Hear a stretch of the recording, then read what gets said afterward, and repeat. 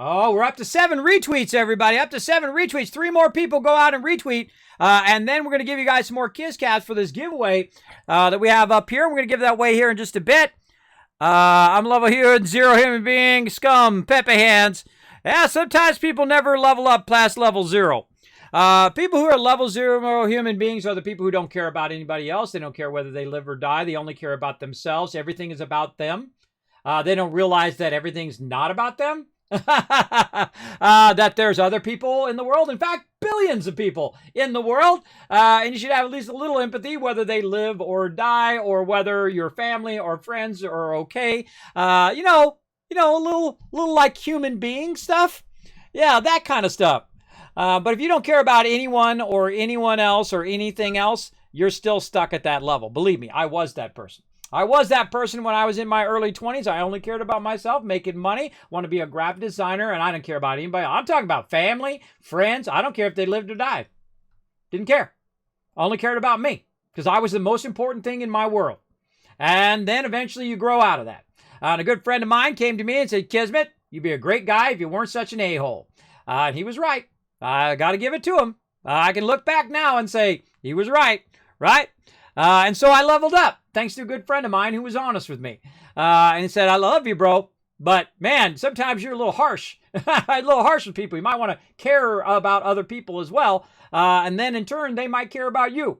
And he was right. Got to give it to him. He had a good insight there. So you have to move the ARM and research platforms to the research bushes. Yeah, that's right, T-Walrus. There you go. Yeah, you get the research bushes, and then they respawn over time, and it will grab it and move it for you. Use your auto arms to move it into, and they actually go into the research areas, because if you don't do it that way, then you can't put the big ones. The big ones cannot be picked up by the auto arms and put in there, only the small ones. So that's the secret. So you're welcome. Now you're going to be getting tons of research all the time. That was great timing, wasn't it? Hello, everybody. I'm back. We're ready to play some before we leave. Now, this game is not even out yet, everybody, so thank you to the amazing people at Team 17 who are picking some awesome devs to work with. They are just absolutely knocking it out of the park with really amazing games. I would check their full lineup of games as well, but we're going to check out before we leave. Now, over here, while I was off screen there, I was getting a whole bunch of stuff ready over here. Let's get it where I can see it. There we go. I was changing the title and doing all of that, but do me a huge favor. Sometimes it doesn't update on Twitch for some reason. It shows that it's updated on my end, but do me a favor. Go ahead and look down below there. Let me know if that title and if the game is changed by putting a 1 in the chat. Then I'll know that it is correctly done, because they don't call it Twitch for nothing. Sometimes it's a Twitch glitch. And it doesn't update. But it should say I'm in before we leave category and say learn to play sponsored. Now remember, you can backseat game all you want. We're going to give it a go. So this is going to be day 1. I'm on the PC, by the way. If you would like to get the game for 25% off. Now remember, this is not an affiliate link or anything like that. I'm not trying to make any money on it. I'm just trying to show you guys some love. I noticed that it was 25% off on there. Now, they did send me a code. That's the sponsored part for me to check out, because they know I love their games, and I do appreciate that. But if you want to save some money on it and snatch it up, it's only like 14 bucks, 15 bucks right now, 25% off, $14.99. It's normally, what is it normally? Normally $20. Definitely a great deal. So you can snatch it up. It's going to be coming out in the next couple days. So if you usually like what I do here on stream, and you want to snatch it up for yourself, you can totally do that in there. Now, if it goes by and you miss it, you decide later on that you want to do it, you just go !LTP at any time in the chat, and we'll give you the link. You can go check it out, whatever game I'm currently playing at that moment. So let's dive in to a new game. Now, this is as far as I've been. I've gone in and I've gone into the settings. I turned my sound back on. I've gone into the settings and I have go into the audio, and sadly, as a streamer, I have to take the music out. Now, it may be royalty-free music, I don't know, but I have to turn that off. One of the things also, as I look through the different preference panels, I love a nice detailed preference panel like this, because, sometimes, you want to turn down certain volumes or up certain volumes, adjust your graphics. Now, mine says full screen windowed, right, which is great if you're capturing stuff, and you can see that it doesn't show my resolution. That's because I'm at 4K, basically 4,000 by 2,000. Roughly, it's really 38 and so on. But you can see I've got that cranked up. Now, I do turn off bloom because of my vertigo. I also turn off anything that is going to blur in there. I also turn that off, and I've got it all set on high, atmosphere on, clouds on, high. This is because I have an NVIDIA 1080, and I can just crank it up, right? Also, I noticed that it does have gamma and field of view. So if you want to have a wider field of view, you'll be set. Now, again, this is as far as I've gotten, so let's save and close that, and let's go ahead, start the tutorial. Let's go. I love this moment. This is my favorite moment whenever I'm playing a game, is the first time I get in the game. I love it. I love it every time. Let's do it. In bygone time, humanity descended into bunkers to escape galactic disaster. Only centuries later, when the case of the calamity was forgotten, did humanity emerge, having lost all but remnants of their past history and knowledge. They begin once again on a planet born anew. So they have forgotten what happened. I almost missed the storyline there. Now, because it's really small, because I'm playing in 4K, everybody, so I'm going to read it to you as well. Normally, it'd be way bigger than it is on my screen because I'm playing in real high resolution. I think you can adjust the UI size, too. I'll probably do that here in a minute. So we basically, they had a galactic danger, and then it was a galactic disaster, and then they've forgotten what happened, so now we got to start all over again. Let's go. It's finally time. After so long, your peeps have emerged from the underground shelter and are on the surface again. Hold down the right mouse button to move around your new home and zoom in and out with the middle mouse button. Right? That's the left mouse button. Oh, cool. It's like half the planet. Oh, I bet you it's got like Fog of War where you have to like go around the planet and discover stuff. Now, again, I've only watched the trailer just a little bit and know a bit about the game. It is totally my type of game. I love these type of games. They're really good. And so there we go. So, yeah, and then zooming in and out. There we go. Let's get your peeps. Hey, they're using my term, peeps. Let's get your peeps settled in by... I love this. That's it. Game's 10 out of 10. That's it. It's the greatest game ever.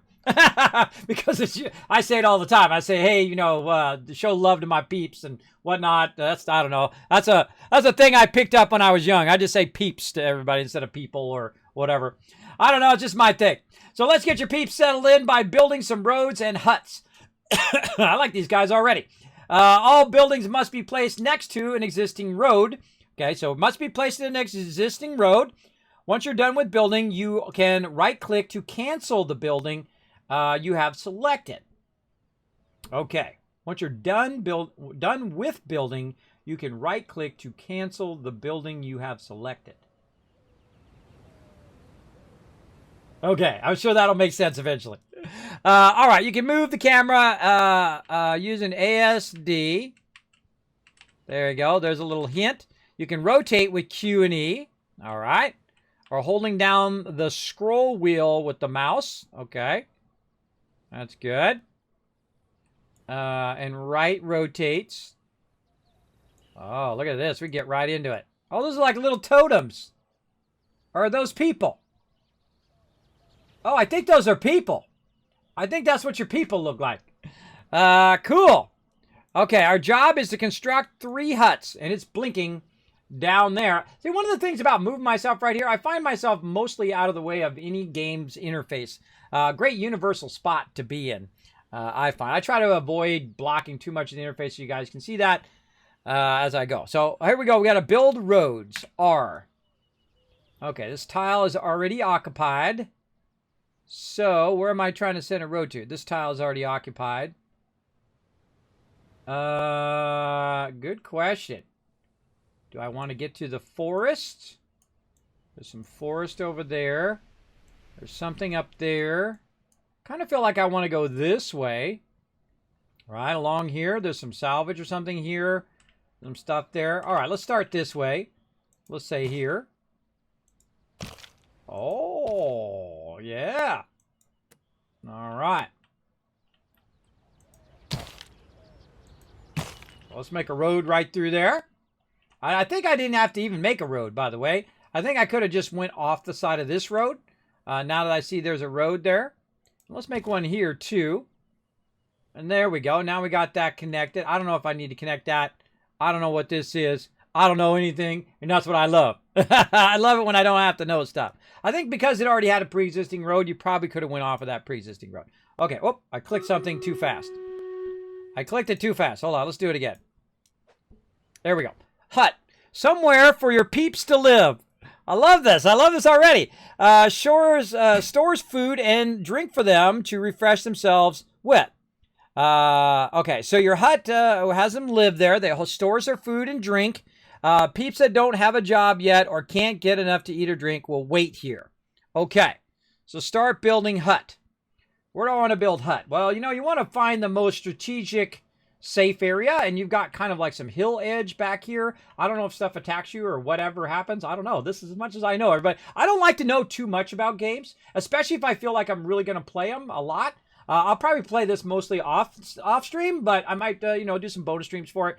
But I've been watching this game for a while, and it does seem like my type of game. So definitely want to try it out. So I'm going to go ahead and put that right there.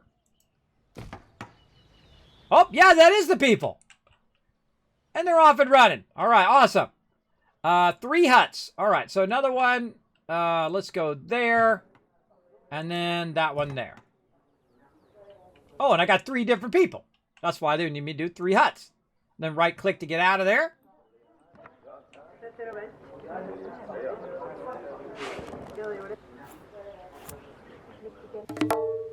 Great. While the shelter slowly produces food and water, you'll need more and fast. Okay, awesome. Now, we'll come back to this in just a second. Of course, I'm going to keep the battles going. I'm actually going to pause it. There we go. We'll pause it so we don't miss any of the action. And we'll go ahead and do this battle, and we'll be right back. To battle! All right, battle time. Nice little side game we play called Stream Raiders. Super, super fun. Free to play. Let's do it. Let's go. Let's see. You're blocking. This looks adorable. You're blocking. You're blocking yo. Yo, YJO. I'm blocking you, YJO. I don't know what that means. I can't fill in the blanks.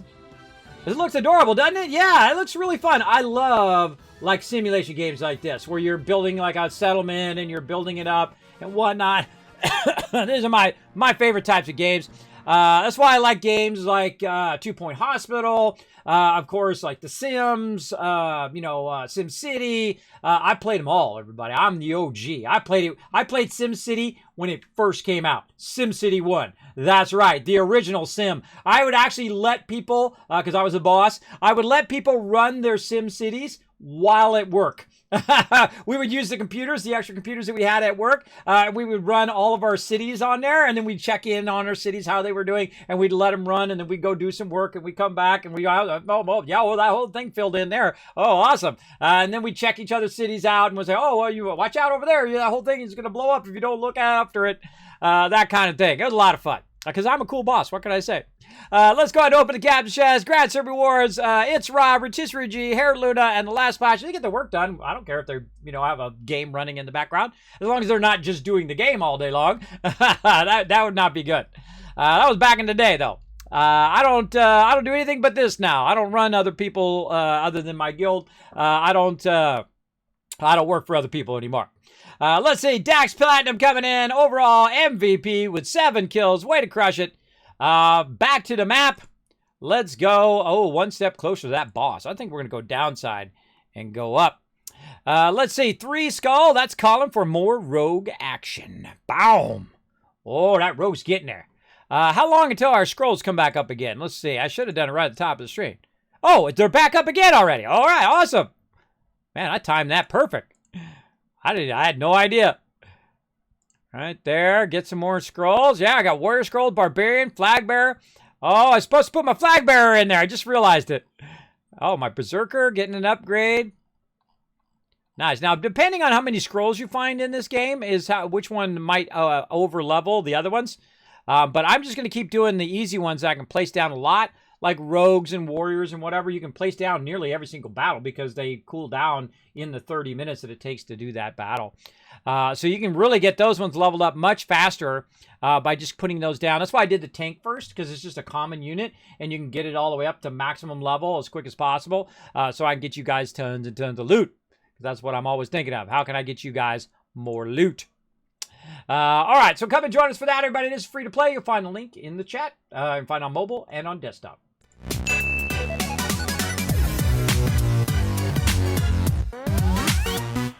Okay, now remember, again, we're going to go extra time because we're going to play this for a couple hours. I already know I like this game. Just by the fact that it says peeps in the game. I like it already. All right, now I need to construct 2 potato fields. All right, let's do that. We're going to need some food. Potato fields. Oh my gosh, it all works on hexadecimal. All right, awesome. Now I need to kind of think ahead. So I feel like I want a road through there. I could probably get away with a road over here. But I definitely want my food to be nestled inside here. So I wonder if you do stuff up against the edges here. I don't know. I would imagine you're going to do probably collect wood and stone. So I probably don't want to get too close to that. So maybe have a road. And again, I don't know if they attack my stuff or not. So I'm going to go ahead and put it over here. I feel like those would be a safe spot for those potato fields. And then what else we got? And we got a well. All right, well definitely over on this side. Again, I'm always thinking in terms of its defensiveness, how much you can defend it. Now again, I don't know if you defend in this game or what. I have no idea. Let's go ahead and start it back up again. Look at him coming. Look at him coming out of the shelter. They're collecting the materials out of the shelter. And let's look up here at the top. Yeah, this is how much wood we have. We have tools and we have stone up there. Also, people on the island, we have 8 out of 10. Now you need to build a woodcutter to get wood for your buildings. Place it near some trees to get wood. Now, of course, a lot of these mechanics come from the old school games, which I absolutely love, like Age of Empires and things like that. Incredibly awesome. I just bought, by the way, the remastered version of... Oh my God, what was that? I've forgotten it. I get the two things confused. Let me go look real quick. What was it? Something remastered. And I'm going to be playing that offline. Again, I only have so much time. Not Dark Souls. I have played Dark Souls Remastered before. I do have that in my library. What was it? I've forgotten. Command & Conquer! Oh, there it is. It popped in my brain. Where is it? Is it not in Steam? Maybe I bought it somewhere else. Huh. Yeah, I did not buy it on Steam. I bought it somewhere else. I'm glad I remember what it was. I better write it down, everybody. I meant to install it, too. I forgot to install it. I was busy doing other things.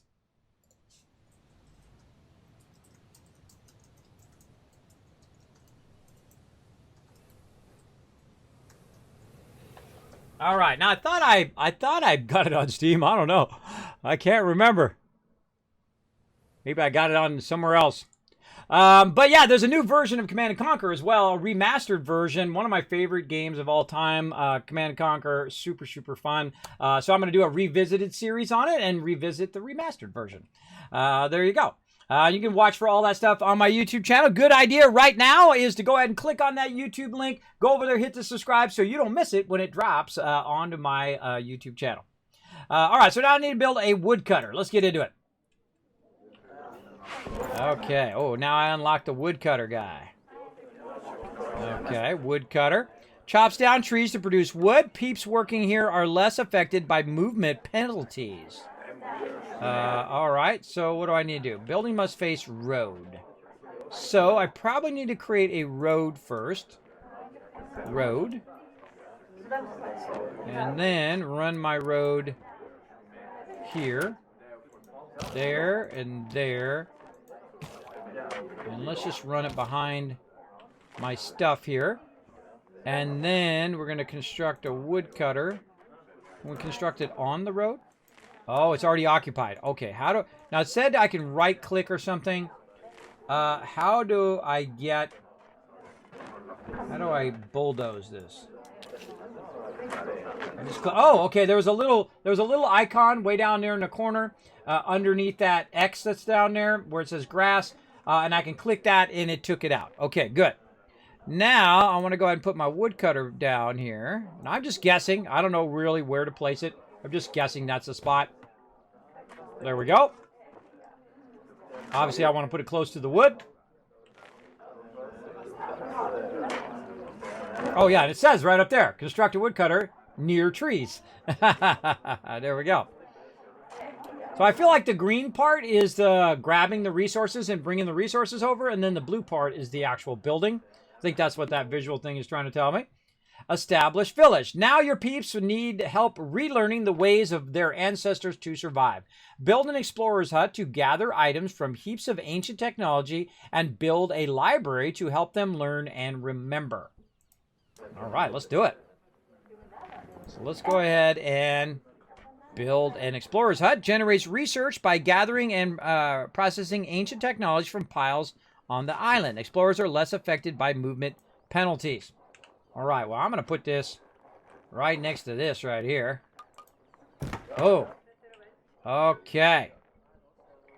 And then we need to construct a library. Researches new inventions from the knowledge of the ancients. You may only build one library per island. Most buildings can only be constructed on an island that already contains a library. Oh, okay. So gotta have the library. I feel like we'll just go ring around the rosies, but we need to leave some room in case I want to build a road there.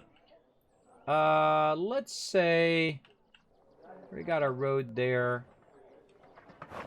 I'm gonna say here. Oh, you're running out of stone after building the well, and now the library needs more. Let's fix that. All right. Use the demolish tool to break up some boulders into usable stone. Select the demolish tool and click the boulders you want to remove. Demolishing boulders is hard work, so you'll have to wait while your peeps get the job done. I just love it every time it says peeps. Every time it says peeps in this game, I absolutely love it. There we go. Sorry, phone typing. You're blocking the building descriptions, but you're reading it, so it balanced out lovely. Yes, that's why I'm reading it, so that you guys can see it. Now, of course, it's only $20, but really it's on sale for $15 bucks. I highly recommend it already. I feel like if you're a builder and you like these type of games, this is already looking good. And it uses the word peeps in there. So every time you're playing it, you'll think of me every time you see the word peeps. All right, so let's close that. And so we got to use our demolish tool. I love this tutorial. Tutorial is pretty good. And so we'll click on that, demolish this, and demolish that. Demolish boulders to gather 3 stone. All right, we got that done. Establish village. Great. That's got you the stone you need. You can also demolish forests that are in your way, but unlike trees that woodcutters cut down, forests that you demolish won't grow back. Oh, okay. Try to demolish as few as you can to make space for building. A useful tip, when you're laying new roads or demolishing stuff, you can click the drag to create a long road or demolish areas. It saves a heap of time. Oh, so you can drag out a road. Oh, I think I did that naturally just a bit ago. But definitely, let's put another road in here. And let's go ahead and put our road right up against here.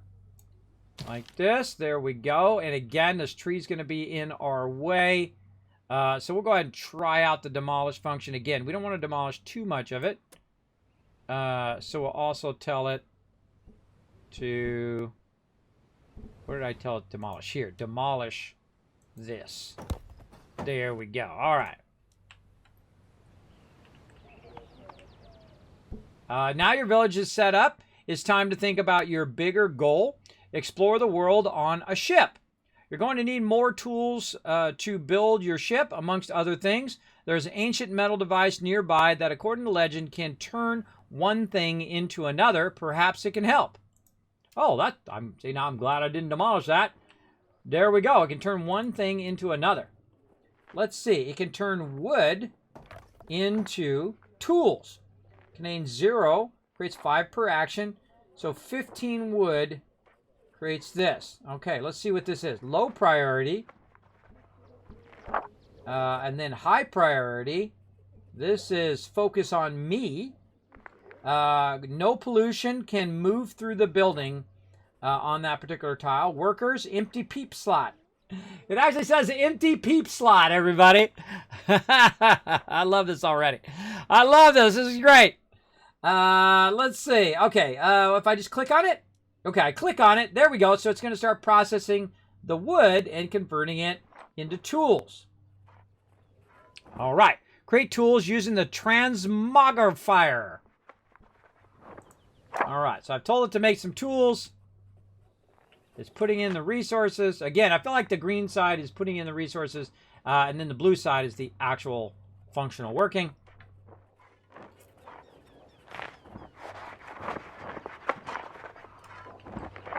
So I love just to watch simulations run as well.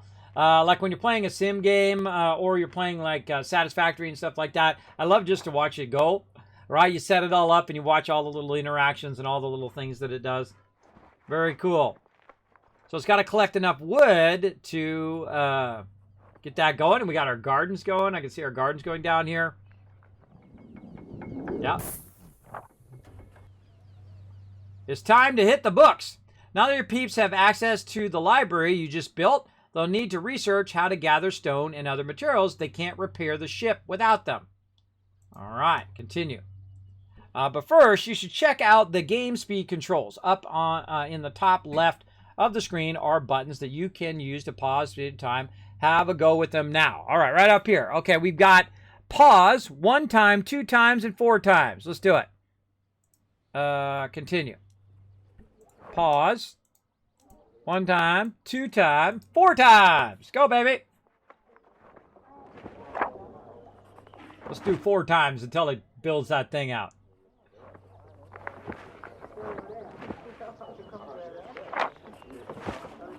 Oh, there we go. All right, back to 1 times. Back to normal speed. All right. Research elevators at the library. Oh my gosh, look at that. How cool is that? Oh, it actually goes up to the upper level. Oh, that's neat. Oh, what a great mechanic. Stone is an important resource and needs to be mined from the mountains up on top of the high ground. But first, you need to research it. Research elevators and then build one against a cliff. Oh, I know exactly where I'm going to put that. I know exactly where that's going to go. All right, so we click on this and we say that we're going to use green research and we're going to research something over here. Oh my God, look at this research tree. Oh, I love it. I love it. All right, let's zoom in so you guys can see what the heck that is. I know it's going to be way too small on your screen because, again, I'm playing in 4K. So you guys are only seeing it in 1080 because I only have a 1080 capture card. But I'm actually playing in 4K, which is awesome because I'm using my BenQ monitor, which is the best, everybody. You're going to get yourself a Primo monitor, BenQ all the way. There we go. Okay, elevator. It's going to take 5 of whatever these little green research things is. So we'll click that. Allows construction of elevators to allow peeps to move between levels. Research. All right, and away it goes. Bonuses. Happy Productions, P'd up by 7%. Thing. So good. My people are happy. What else do we got up here? Island 1. Kind of makes you think you're going to find more than one island, right? Information about your peeps on this island. So good. I just love it every time it says peeps. Learn ancient knowledge. When placing your elevator, you want to put it somewhere that'll give you access to a decent amount of space on the high ground. And you will also give you access to the mountains and the rusty hulks up on top. Also, even elevators need to be constructed next to a road. So don't forget to place a road all the way up to where you want to build it. Don't forget to use the transmogrifier to make more tools if you're running low. Okay, I know exactly where I want this to go. Right over here. I feel like right there, and then it can grab it and bring it back nice and easy and work its way across. Okay, and I've already got a road there. So let's go ahead and build it. What a cool mechanic, everybody. I really like that idea. I like that where it lifts.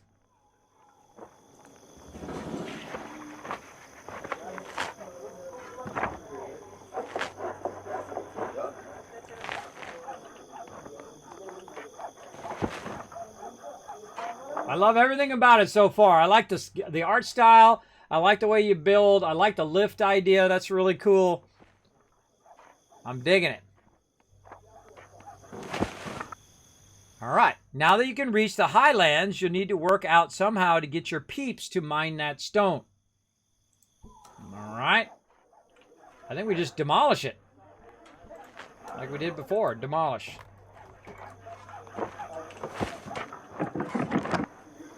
They went up the little thing. Oh, I like that. And then she's going to go back down. Great mechanic. Great mechanic. Love it. Absolutely love it. All right, there we go. We got it done. Research mining in the library. You can see all the tutorial messages and the tasks in the tutorial log, which is in the pause menu. You can see this even if you're not playing the tutorial game. All right, awesome.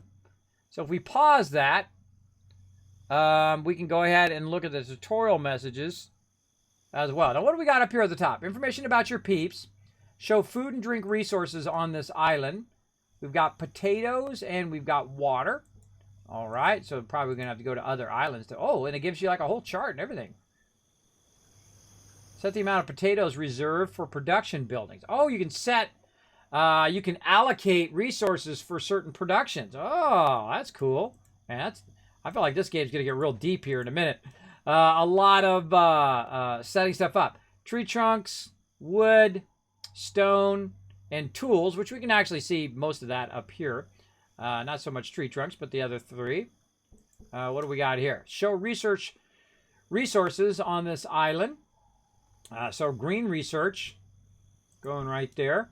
Show fertilities for this island. Grass Island. You can relax. This island feels just like home. The high ground here contains caches of underground stone, if you can get to it. Okay. Awesome. Awesome. All this cool stuff up here. Cool stuff. Is this something I can get? Resource cache storage. This is stone. Okay, so that's stone. Maybe my peeps will come back for it in a minute. All right, so research mining in the library. All right, it was Professor Plum with the candlestick in the library. There we go. New game? What's this? Yes, Warwick's. This is a new game. It's not out yet. It's going to come out in 2 days on Thursday. It is called Before We Leave, and it is looking awesome so far. I've literally just played it for about a little less than 30 minutes, but digging it already. Digging it already. This is my type of game. This is my jam. I can play these type of games for 20, 30 hours every day, for sure, for sure. And so I'm setting up my little settlement. Now, again, if you want to check it out, you can grab it up. If you grab it up before it releases, you save 25% on the game. And so I'm going to go ahead and put it in the chat for you. So feel free to follow that link. Again, it's not an affiliate link or anything like that. Just go ahead and buy it for as cheap as you can and enjoy. That's okay. It's okay. I don't need to do affiliate link and make a penny on every single thing and all of that. I'm fine. I'm good. All right, so let's go into the library and let's go ahead and research mining. Now, mining allows construction of quarries which produce stone. Quarries spread pollution to surrounding tiles, which give peeps that walk in the ... happiness, minus happiness, I think it's saying. Minus happening depending on how bad it gets. Okay, so we got to watch out for pollution in our mining. Okay, so let's keep that running. That's going to research our mining going around. Okay, I wonder if I can get them to come and demolish this. Fast machines of the ancients, rusted to oblivion, can be mined for iron ore. Highland, no position, move through building. All right, let's see. Do we demolish it? This is not something you can demolish. So maybe it's something we unlock later. There's something we can demolish there.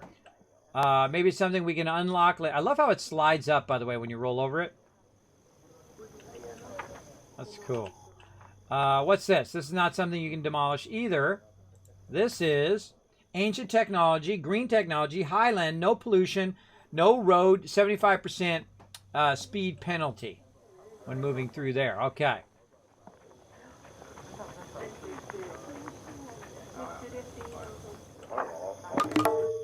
All right, there we go. Learning ancient knowledge. Time to build a quarry. Kismet can read. Look at me go.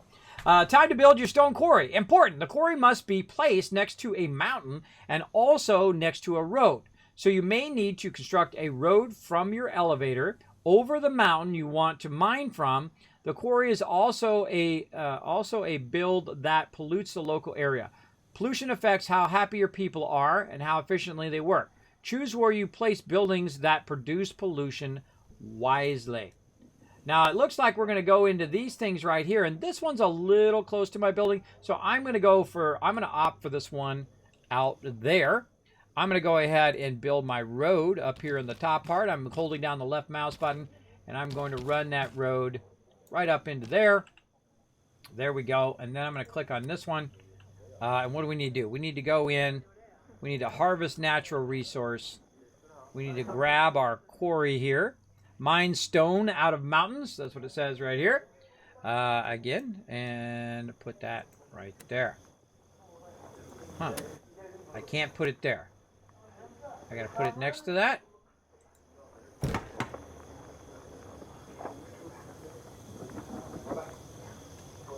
Okay, let's put it next to it.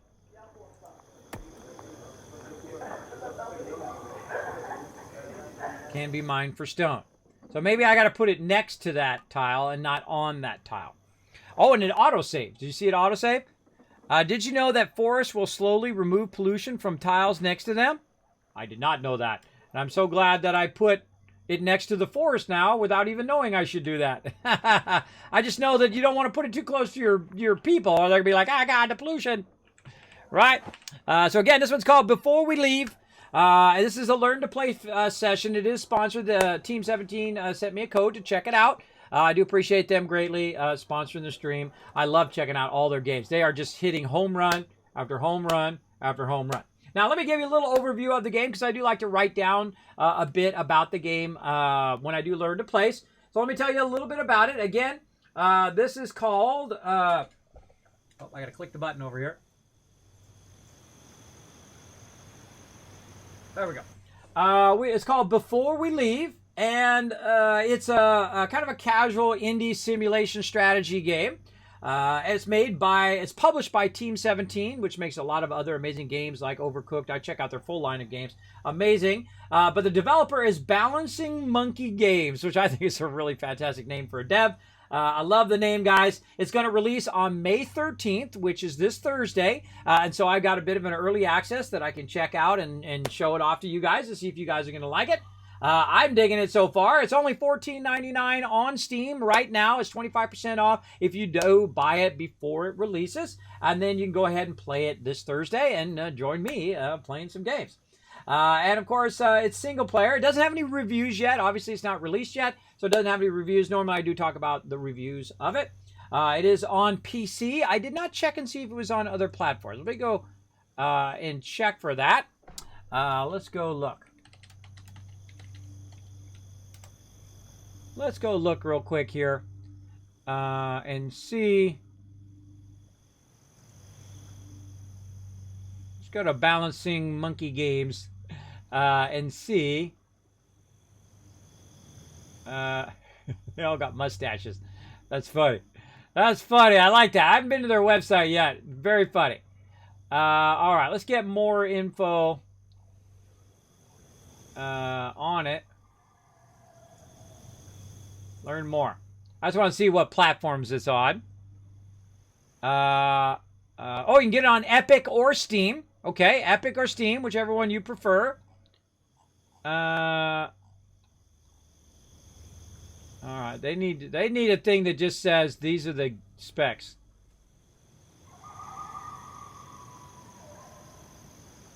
It doesn't say. It doesn't say. But yeah, you can get it on Epic or on Steam. I don't see it's on console But I would imagine, hopefully they're super successful on PC and they can port the console for all of our consoles people. But yeah, again, that is a bit about the game. You build settlements for your newly emerged peeps. I love that it says peeps. Discover and research the ancient technology around you. Manage resources, pollution, and happiness to avoid mistakes of your ancestors. Trade between your settlements by sea or by space. What? We can do it between planets? Cool. Explore 6 unique biomes. I didn't even read that. I copied it from their website and put it on there so I remember to read it when I'm on stream. Explore 6 unique biomes on islands of all shapes and sizes and protect the peeps from ancient beings that guard the galaxy. Oh, we do got some people we got to watch out for. All right, so now we know. Now that your peeps are mining stone, you're well on your way to setting sail and discovering unseen lands. To find them, you'll need to repair ancient devices to make that old ship on the coast seaworthy. Oh,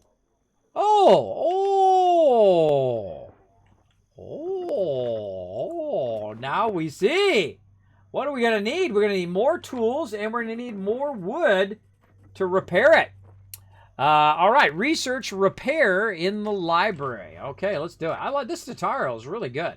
Really good tutorial. I usually break tutorials, everybody. I'm like the worst tutorial person because I get off track and I start doing things you're not supposed to do if you're supposed to follow the tutorial. Case in point, Railroad Tycoon. I broke that game a few times because I totally went off track, right? I totally went off track and started doing things and I put stuff in the wrong place and all of that. Such is the way Kismet rolls. All right, let's go. Let's go ahead and find repair. Okay, down here. Repairs allows repair of ancient ruined buildings. Let's go. Okay, so we'll research that. We'll watch our peeps do their stuff. All right, we got 20 stone. And how much tools we got? We got 2 tools and 10 wood. I feel like we're going to need to do tools, so let's just actually tell it to make more tools. So I feel like we're going to need some more of those because we're low tools. This is very much resource management style of game. I love these games. I absolutely love every single one of these ones. Pretty much anyone where you at first what you're going to do is you're going to be like, floundering all over the place. It's not going to be efficient. You're not going to be doing it the best place. You're not going to have your stuff placed in the most optimum spot. This also reminds me of Frostpunk. Another great one, depending on where you place your stuff, it really affects your overall gameplay. Incredibly great in that way. And at first, you're just fumbling around, and then you learn the game mechanics, and then you start to crush the game, which is what I like to do. Excellent. Repairing the ship is going to take a lot of peeps and resources. Increase the population. Every time I say peeps, I'm going to say peeps every single time now. Increase the population of your village to support the work that needs to be done. All right, let's do it. Close.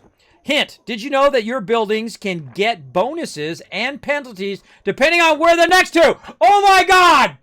They don't call me Kismet for nothing. Did you see that, everybody? I literally just called it. I just called it before I even read it in the thing. Look at that. Oh, man. I'm telling you. That's how I got that name. Let's do it. I totally called it. Let's see, for example, again, you know as much as I know about the game now. This is as much as I've read about it. But this is my type of game, so I knew I would enjoy it.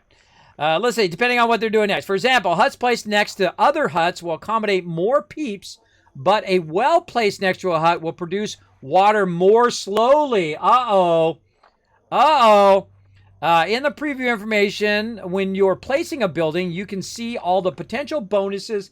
Then the specific bonuses for the building are listed if you click on the constructed building. You know where that's from? Come on, name that game, everybody. Name that game that has adjacent bonuses.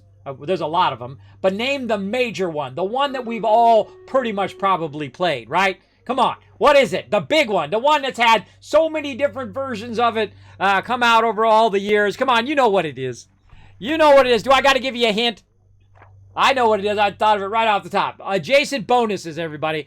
This is adjacent bonuses can win. You can win or lose the entire game by not using your adjacent bonus in the old school version that came up with that. At least I think it came up with it. It might have been another game, but that's the one I most know for adjacent bonuses. Come on. Put it in the chat. I'll give you 1,000 kills caps. What is it? You just tell me in the chat. What do you think it is? Come on. I know you guys know. I know you guys. Probably Civilization. That is exactly right, Rotisserie G. You got it. That's 1,000 kills caps for everybody in the chat. Civilization, one of my favorite series. Incredibly important to get those adjacent bonuses.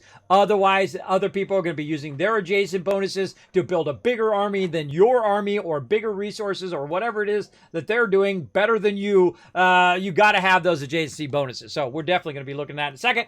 I'm going to hydrate, then we're going to do a battle. Let's go.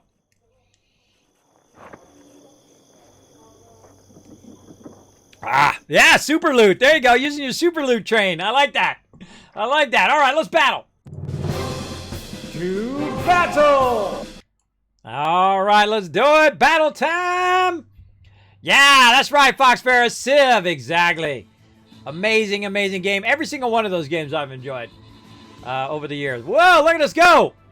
See, look at my little guy at the bottom there. He's sneaky rogue. He's running over there getting rid of that generator. That's why rogues are great. The problem is when you get into the deep fighting, though, you're toast. My guy is toast. Bye-bye. But at least I got rid of those generators as quick as I could.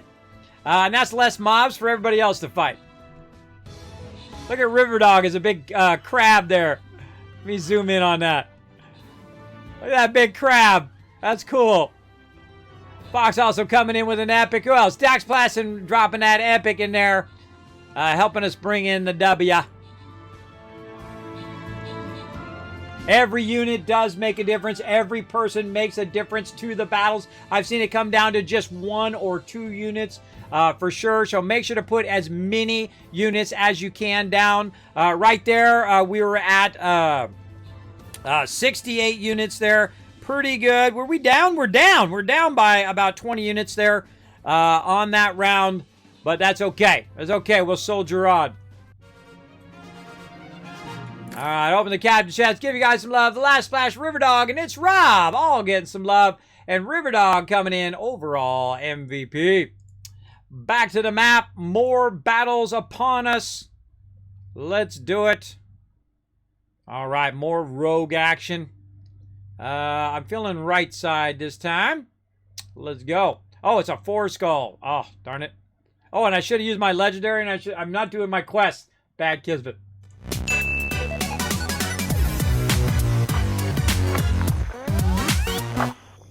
All right, adjacency bonuses, everybody. Let's get to it. Expand your village to support 25 peeps. Well, the first thing I want to do then is I want to adjust my water, because look over here. It's right here. Nearby production is slowed to 90%.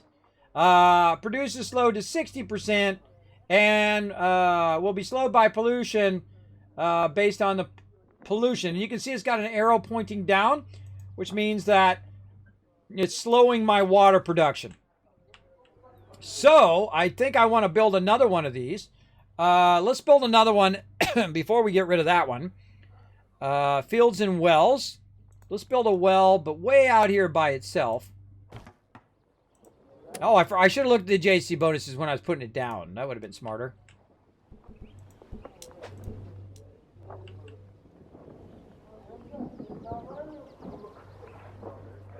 Yeah, minus 10%. Oh, the Kismet love train coming in. Break some stuff coming in with that 5 months of sub love. One more, you're going to get a new sub badge. Hi, new game. Who dis? This is Before We Leave, and it looks like a really amazing game. So I contacted the peeps over there, Team 17. They sent me a code. We're checking it out 2 days before release. So you guys are seeing it first on my channel. Well, of course, I'm sure other people are showing it early too. But you guys are getting an early access peek into Before We Leave. This may be your new favorite game. You never know. You never know, and I like to turn people on to great games. Maybe you finished up your last game and you're just coming to the end of it and you're like, man, I'm looking for a new game. This could be your game. And right now, if you go and snatch it up on Steam, and again, I'm just going to throw the link in there just to make it easy on you guys. There is no affiliation with Steam. You don't get affiliate links from them anymore. So you can just go over there, get it for cheap. That's okay. I don't mind. Go over there, get it for $14.99. Save yourself a good $5 and enjoy the game. Again, we got to support those indie devs, everybody. We got to support the small devs as well, who put a lot of love and attention, and they put the fun in the game, right? They put the fun in the game. They're not some big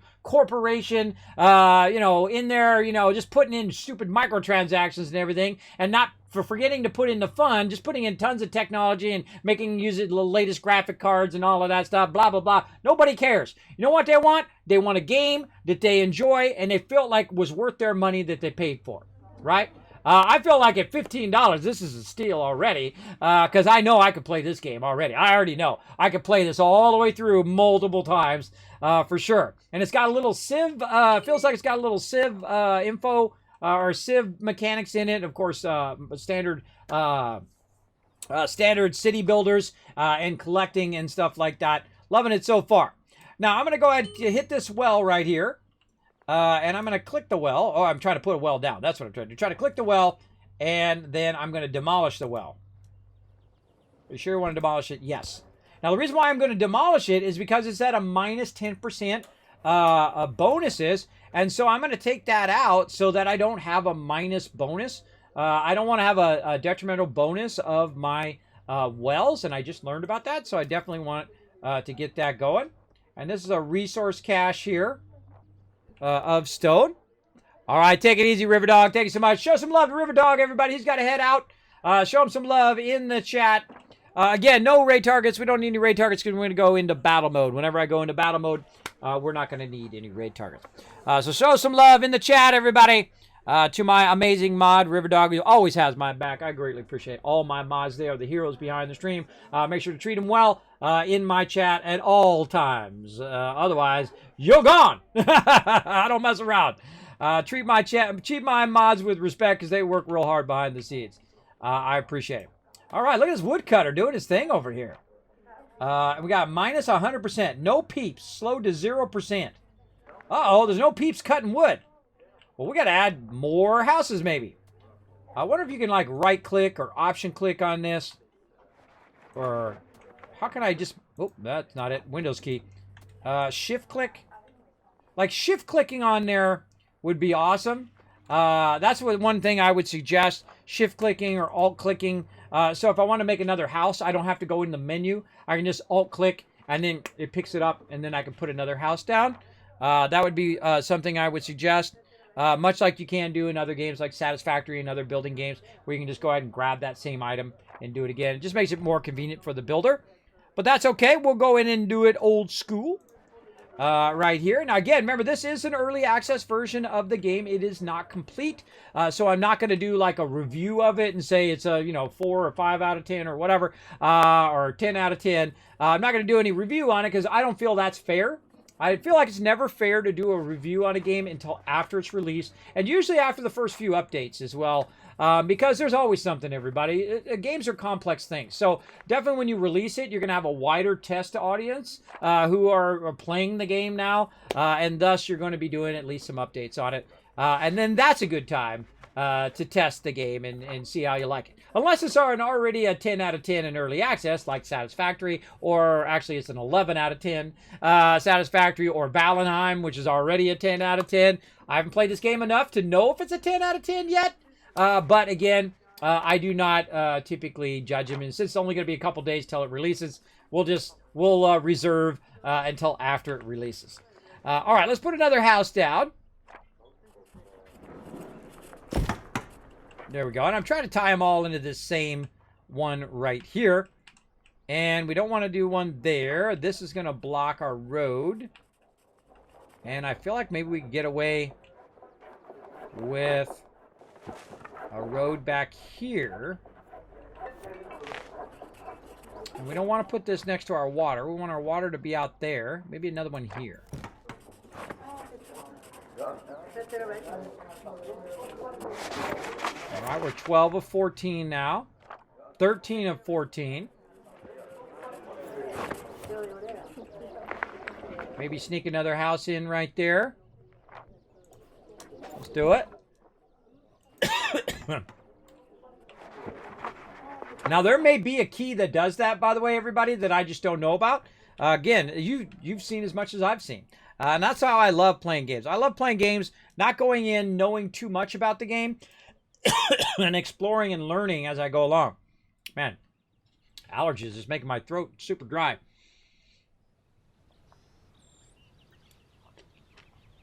Does building more houses automatically get you more people? Yes. I just noticed that they will come out of the shelter. They're down in a shelter. What happened was there was like an apocalypse or something like that. People have been down in a shelter, very much like Fallout, by the way. They've been down in the shelter, and now they're starting to reemerge from the shelter, and so we're building out our houses, and we have to rediscover how to make stuff because the time has gone by so far that people don't remember how to make stuff.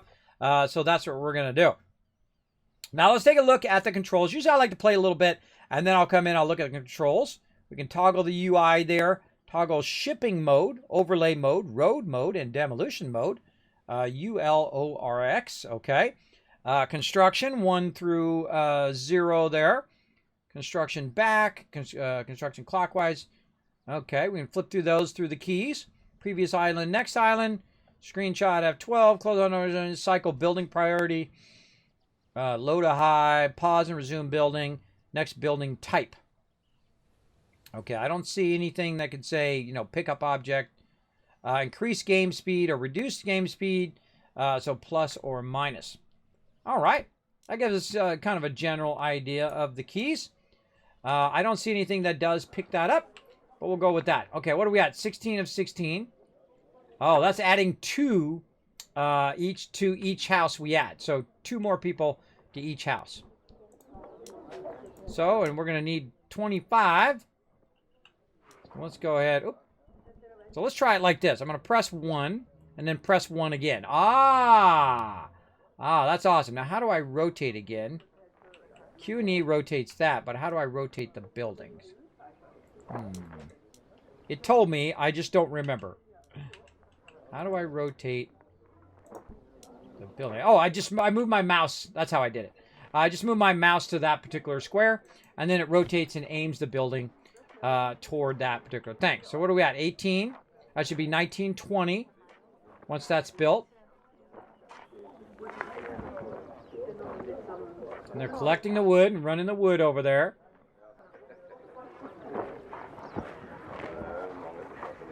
And there's 20. So that tells me I need at least 3 more houses. Now I run into a problem. Right now I'm running out of room to build the house. What's this here? This is an explorer's hut.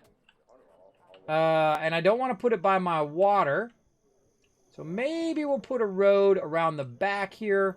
I don't want to put it too close to the edge here because I might want to put another lift here to make this kind of circle around.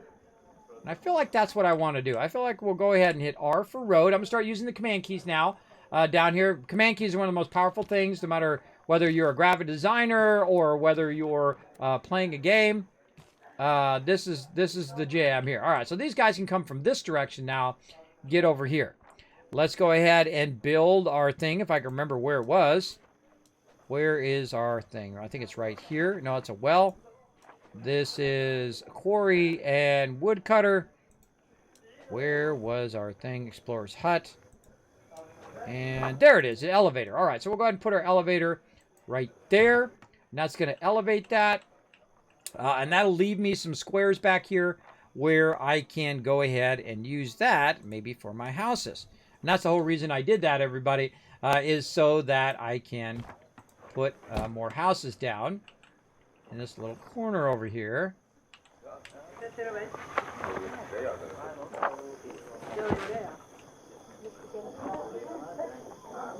There's like weird random talking too.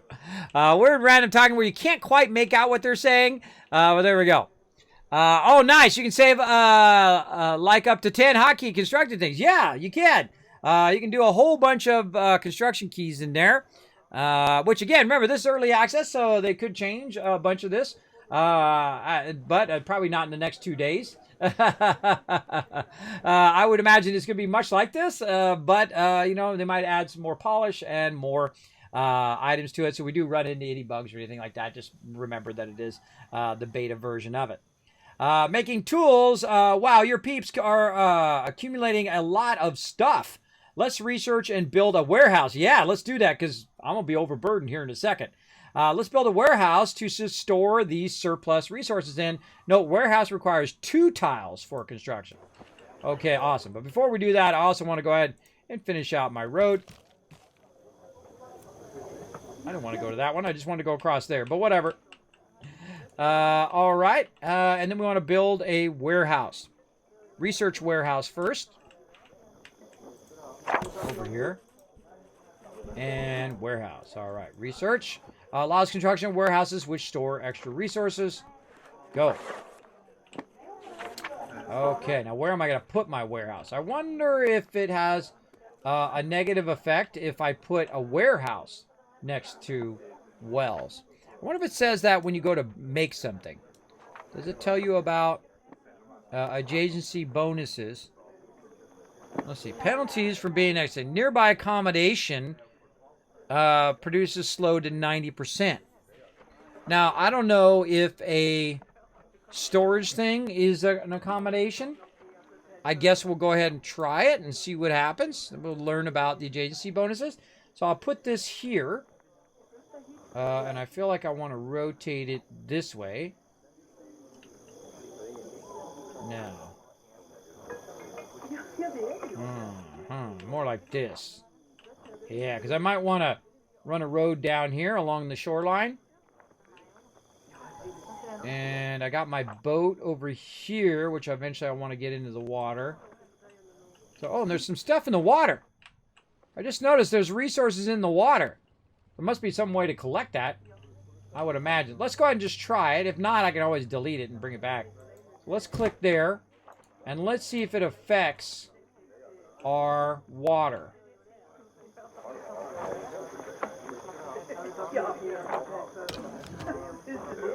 Don't forget to use the transmogrifier to make tools. Oh, I almost did forget. Thanks for reminding me. That's my library. Let's make some more tools.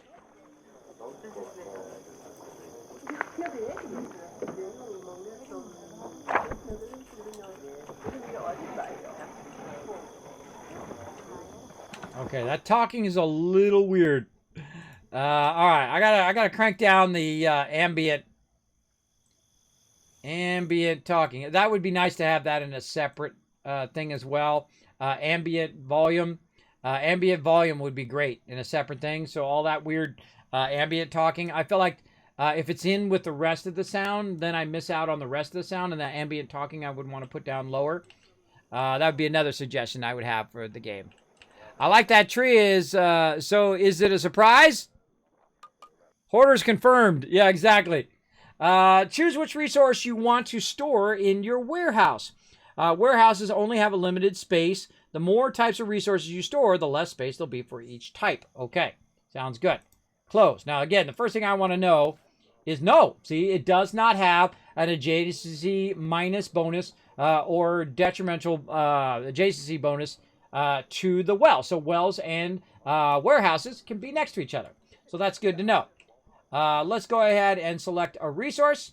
Let's go with wood first.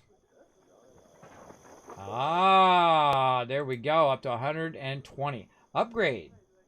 Upgrade building. You need glasswork technology to perform this upgrade. Oh, good to know. What else? Add water to this warehouse storage list. Add potatoes to the warehouse storage list. And it's telling me to do all 3 of them in the tutorial. I normally would do 1 per warehouse because I would want to maximize that warehouse for that particular thing. But since the tutorial tells me to do all 3, that's what we'll do. You're so close to repairing the ship. You'll need a better source of tools than the transmogrifier. Time to find some iron in the highlands. All right, let's do it. Close. All right, research metalwork. Build an iron mine next to the rusty hulk. Okay, so we got to research our metalwork. Oh, I love the research tree. I'm digging it. All right, find that going. And then we've got some over there, and we've got one over here, and it's already right next to our road. Now, of course, again, watching that pollution, right? There's a house right here. And then, of course, we put it next to trees. It says that it actually reduces the pollution. So where's the maximum spot? I would probably say this one over that one. I'd probably put it on this this side over here. This side over here versus that side, because this side's further away from my buildings. Okay, and we're waiting for that to research. Once we have that done, we'll be good. Let's go ahead and speed it up a little bit. Little Benny Hill. There we go. Now, how do I actually control that? Can I just press a button for that? I wonder if there's... It said minus and plus. Oh, okay. So I can just do plus and minus in my 10 key. Or I can press the plus and minus. Do I need the... Oh, I don't need to hold down shift. So I can just do plus and minus on the keyboard as well. All right. Did you know that on the card for a selected building, you can use the controls near the top to change its priority for getting resources and workers, or pause it entirely? I know now. There we go. What else we got? On the card of building that requires workers, you can click the little padlock icon underneath the worker slot to lock some of the slots so that fewer peeps work there. Oh, you know what that's like? Surviving Mars. I've played lots of games, everybody. Surviving Mars, you can do that. You can reduce the amount of people who are in that particular building by simply just clicking and reducing it. Ooh, that's going to be helpful. 3 rusty Hulks. Yeah. There we go. Hulk smash.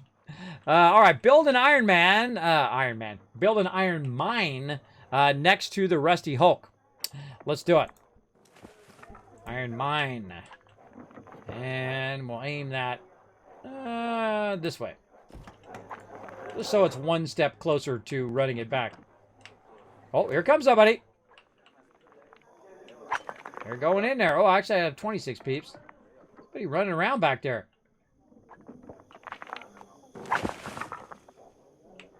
He was down there cutting trees. Oh, because my trees ran out. So they're running around getting trees over there. Now, I'm the type of person that would take that out and put another one over here, or start to add another one in the midst of the trees. All right, so they're collecting resources. Watching from... Oh, man, look at this bird's eye view. Too cool. Ah, see, they're using that other side that I made because it's closer to the work thing. So it dynamically figured that out on its own. Which way is the fastest way to get the resources and bring it back to the warehouse? Very smart.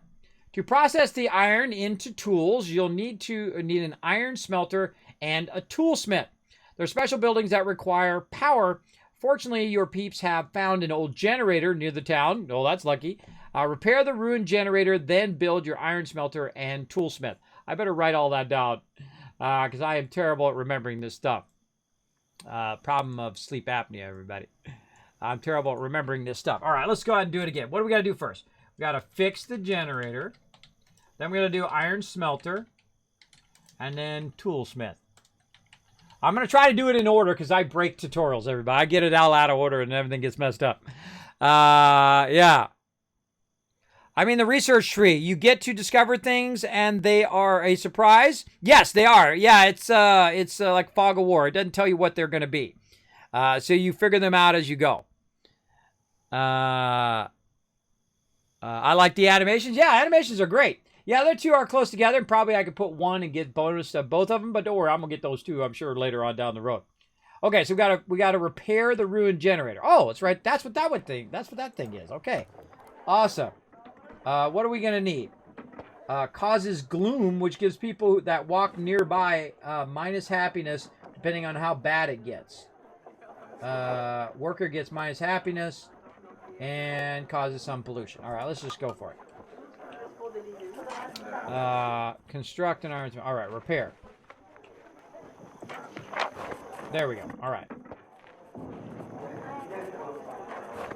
It's going to need tools, and it's going to... Dang it, let's make some more tools while we're at it.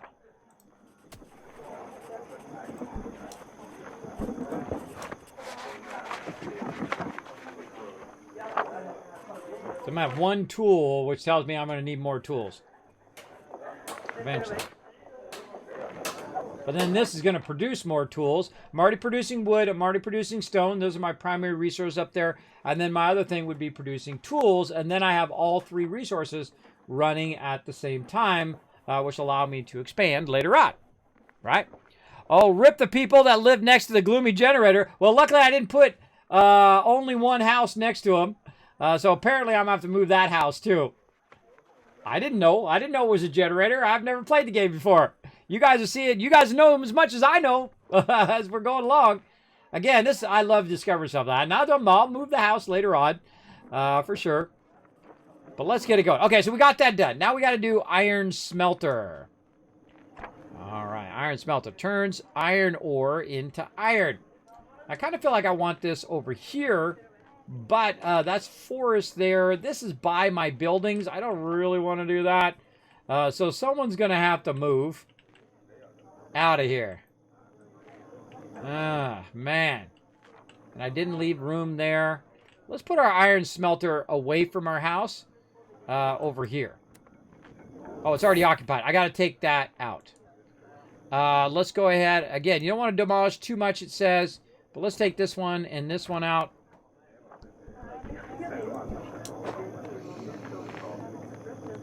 So we'll have them bulldoze that down. We'll get the resources from it. But again, it's that now not going to regrow. That's okay. We're going to have our iron smelter on it anyway. And then next to that, our toolsmith. Now, should I put it down here or should I put it up here is a very good question. I'm kind of feeling like I should have put it up here, but I want to see what happens when I put it down here. Now, of course, this is right across from my warehouse. I would probably go in and put another warehouse right next to it so that they're running it to that warehouse, which is then getting backlogged with resources, which then would immediately go into those smelters. That's how I would think. There we go. It needs wood and iron, so wherever those resources are coming from. Yeah, I know, it's got tons of it. Up here, we've got our iron coming from this one, iron mine. And then up here, we have our stone coming from up here, from the quarry. And then our wood is coming from our wood cutter.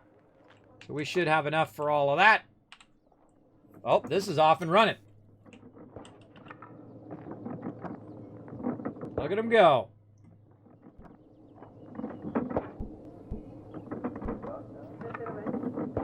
I get my cursor. There we go. My mouse goes funky chicken sometimes. All right. For a small village, there's a lot happening here. I love to micromanage all this stuff. It's really fun. Let's look at what's available to manage your settlements and peeps effectively. Click on the Island Details button. It's a big green one with the name of the island on it. Island 1. All right. This panel has a whole lot of information for you to explore as you need it, arranged under Resources, Peeps, and Building tabs. For now, take a look at the Peeps Detail panel. Whoa, look at all this. Wow, this is awesome for resource management. What's this say? Opens the resource panel flow for potatoes. Oh, you can zoom in on it too. Oh, that's cool. Oh, I'm digging it. I'm digging this big time. You guys digging this? Put a 1 in the chat if you're digging it. Now, again, this is the type of stuff I try to bring you guys in Learn to Play sessions. Now, remember, you can backseat game all you want. If you're a builder pro and you're like, Kismet, you should try this. Kismet, try that. Let me know. I'll give it a go. Now, I'm going to go ahead and see if I can rename this island because I totally do. Let's call it Tycoon HQ because that's what we always call our primary areas. And we'll just call this, you guessed it. You guessed it. There we go. I got to press the right button. It's Tycoon Planet. All right, we got the Tycoon HQ on the Tycoon Planet. I love the fact, lots of ones in the chat. There we go. From Break there. I can totally go in and rename it, which is cool. Oh, and they got ascending, descending, production, consuming, importing, exporting. I love filters like that. I've been playing a game called 2 Point Hospital. And one of the problems with 2 Point Hospital is it doesn't let you sort your staff by alphabetical. And now, why would I want to sort them by alphabetical? That's because I typically will name them what their function is. So if they're a nurse and they're like doing healing, they would be like H1 for healing nurse number 1, right? Or if they're a treatment doctor, I would hit T and 1. Why? Because their names don't help me at all. What does help me if when I look at them and I go, okay, that's a treatment doctor because it's got a T, and this is a surgeon because it's got an S, and so on. And it doesn't let you do it alphabetical. It did let you do it alphabetical. And by the way, I got that technique from Fallout Shelter.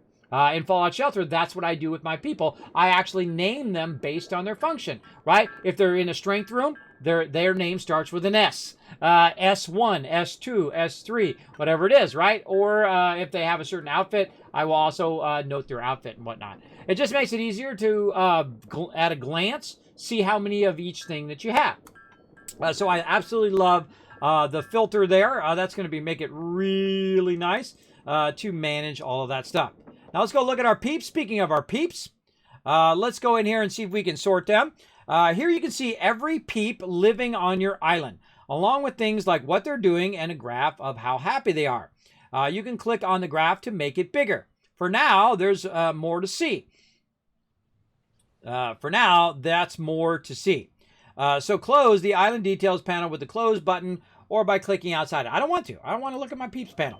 Now, I am a big fan of this kind of stuff, of big charts, because you're playing the game visually a lot, but in any kind of management game, you want to have the power to not only see a list, but to sort that list by, and I can already see in the upper right corner, it's sort by name. So 2 Point Hospital, you could take a little note from this game. Now, I love 2 Point Hospital. I'm actually addicted to that game lately. I played through, I actually deleted my playthrough and started all over again because I learned a bit more about the game. But it's actually easy in the beginning and then gets more difficult because if you don't understand what each of the units are for, I'm sure much like in this game, if you don't understand what each of the things are for, it's going to be more difficult to play. But once that clicks in, once you understand those mechanics, then that's when the game gets really fun. And that's when I feel like I get the most momentum in any game, is when when those mechanics start to click in and I start to understand how to do it better than the way I did it before. Like moving that water thing, right? Moving that well away from my homes so I'm not getting a minus debuff to my water production. All right, look at this. Employed by happiness. Oh, very nice. Yeah, and this right here is what's called ascending. Ah, and they got it right there. Ascending and descending. All right, that's it. Game's awesome. Game's awesome. That's it. They put ascending and descending lists in there, everybody. That means that they were thinking it through. They are like a real gamer. Real gamers know that you absolutely need to sort ascending and descending, depending on whether you're looking for the person who's the most happy, or the person who's the least happy, or the person who is the highest level, or the person who's the lowest level, because you need those at different times, right? And it just makes it really convenient for you to know by being able to sort those by ascending and descending. I feel like the other one here is like refresh. Yeah, that one's refresh, it looks like. I'm just going to guess. Let's do a battle. To battle! And again, we're doing a 2-day learn to play on that game there before we leave. We're going to do it today and then also tomorrow. So we're just doing some of the basics, the tutorial and stuff today. And then tomorrow, we're going to get in serious. Get in serious on it. Let's go. Oh, battling out.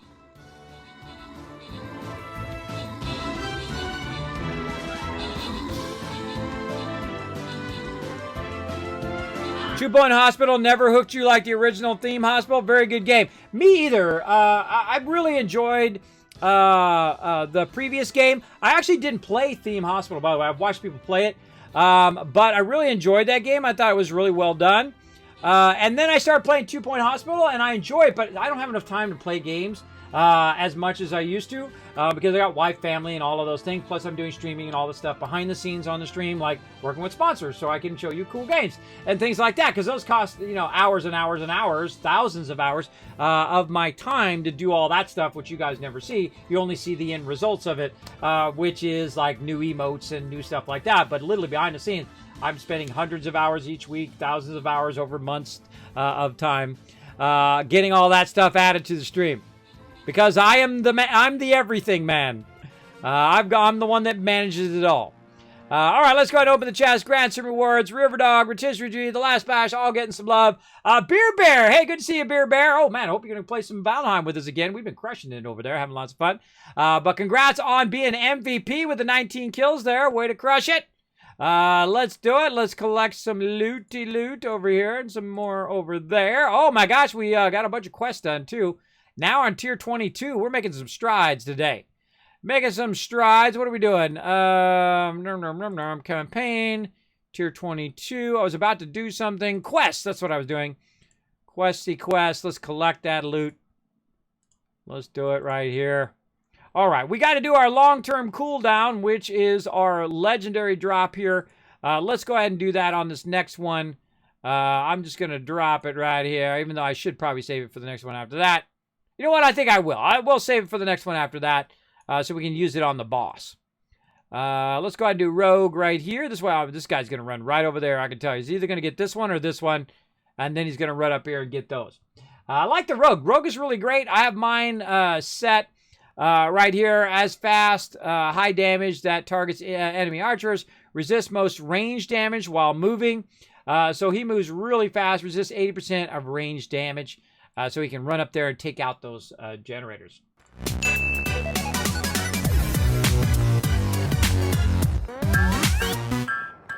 All right, so getting back to 2 Point Hospital, knocking stuff down. I've been playing this right here. Oh, it's getting dust on it. Right here. I've been playing this right here. You know what this is? Let me light it up. There it goes. Let me light it up. Gonna turn on. Oh god, I hope my batteries aren't dead. There it goes. There it goes. All right, it's lighting up, everybody. Going around like this. Now, it looks like an Xbox controller, but it's actually not. It's actually Amazon Luna. I got an early version of it. They let me into the early access of Amazon Luna. And what you do is you take your phone and you put it right in here. And so you're playing cloud-based games like 2 Point Hospital, but on your cell phone with a controller, with a thing. It is awesome, and it works amazing. So I started playing some more 2 Point Hospital on there just to test it, and I got so addicted to it again because I started to understand. I'm like, oh, wait a minute. If I train him in this direction, then it's going to be much more efficient than in what? And then I actually, very rarely do I do this though, but I actually went and watched some videos of people who have played the game way more than me. I rarely do that, especially on games that would be my primary game. But I thought, well, you know, I watched little videos, maybe it'll make the game more fun because I'm a little confused as to how I should train them and how I can succeed at my hospitals. And because I kept failing. I kept failing at the hospital. I wasn't making enough money. I would start to run down in the hole and I wouldn't know how to bring myself back from that, right? And so once I've learned how to do that, once I've learned how to maximize and build better rooms and keep my peeps happy, then the game became more fun. And now I have literally played through the entire game. I played through all the way through, again, by the way, I started all over again. And I played through the entire game. I also played through a bunch of the DLCs that they did sponsor me for. Thank you very much, the peeps over at 2 Point Hospital. They sponsored me for the Out of Time one, which is a really fun expansion or DLC for it. And I like it so much that I went and I bought all of the expansions, all of the DLCs for 2 Point Hospital, and I'm playing through every single one of them. I've crushed most of them. I'm probably 90% of the way through the game. Very rarely anymore because I usually don't have the time, but very rarely do I play a game to 100%, and I feel like I'm definitely going to do that in 2 Point Hospital. Now, if you want to see that and all the stuff I learned, I discovered so much stuff that is probably going to make the game more fun for you if you have stopped playing 2 Point Hospital and you are interested in playing it some more. I'm going to give you some tips on it that will make the game way more fun. And as I discovered these, I'm like, okay, now this is getting fun. I can save my stuff. I can copy it. I can make a template out of the room, so I don't have to keep remaking the entire room over and over, which costs you a lot of time, right? And so if I can make it more fun, where it's not costing me as much time as it did before, and I have enough time to play the game, I can play an hour here, an hour there, instead of, because before you had it where you could do templates and before you had it where you could copy rooms, it literally took 10 times as long. 10 times as long to play through a level. And so now you get more of playtime without having to build out every single room every single time you make a room. And it makes the game a lot more fun. So just adding that one mechanic makes it a lot more fun for me, which makes me want to play the game more, right? That is a genius move on their part. Now, same thing with this game, right? When you add a lot of tools that are going to make it easy for me to see what's going on, what my peeps are doing, what fields and extraction and all of that stuff, you definitely need some charts on this type of resource collection type of game. So awesome. Awesome. I love all of that. That's really good. Do they have individual stats or no? It does look like they do. It does look like they have individual stats. I'll look again here in just a second. But yeah, if you have not, again, I try, definitely take a look at this game. It is awesome. Again, I'll throw it in the chat for you guys. If you want to snatch it up on Steam early before it releases in a couple days, you'll get 25% off if you do get it early. And then I believe it will go back up again on May 13th. So you save yourself $5 just by watching my channel. There you go. And again, it's not an affiliate link, just Steam. Go over there, buy it. You save money, because saving money is making money, everybody. Absolutely. Let's see. Another thing you can do is view a variety of overlays that shows you information directly on the planet. Click on the overview button down in the corner and select one of the overviews from there. Oh man, really? Awesome. Oh, look at these overlays. Oh my gosh. Oh, this is really getting into it now. Okay, let's click the building type. Shows the icons for the different building types. Oh, I like that. Excellent. There's all sorts of information in here about how pollution is spreading across your islands, how happy your peeps are, how resources are flowing, and more. There are tooltips on the buttons that give you more information about what they'll show you. For now, just close the overlay menu and get back to normal view. No, I don't want to. I don't want to. I want to click this other thing. I want to click this thing over here, resource storage. Oh, yeah. Yeah, see, that's the road they're taking to store those resources. Okay, I like it. What else we got?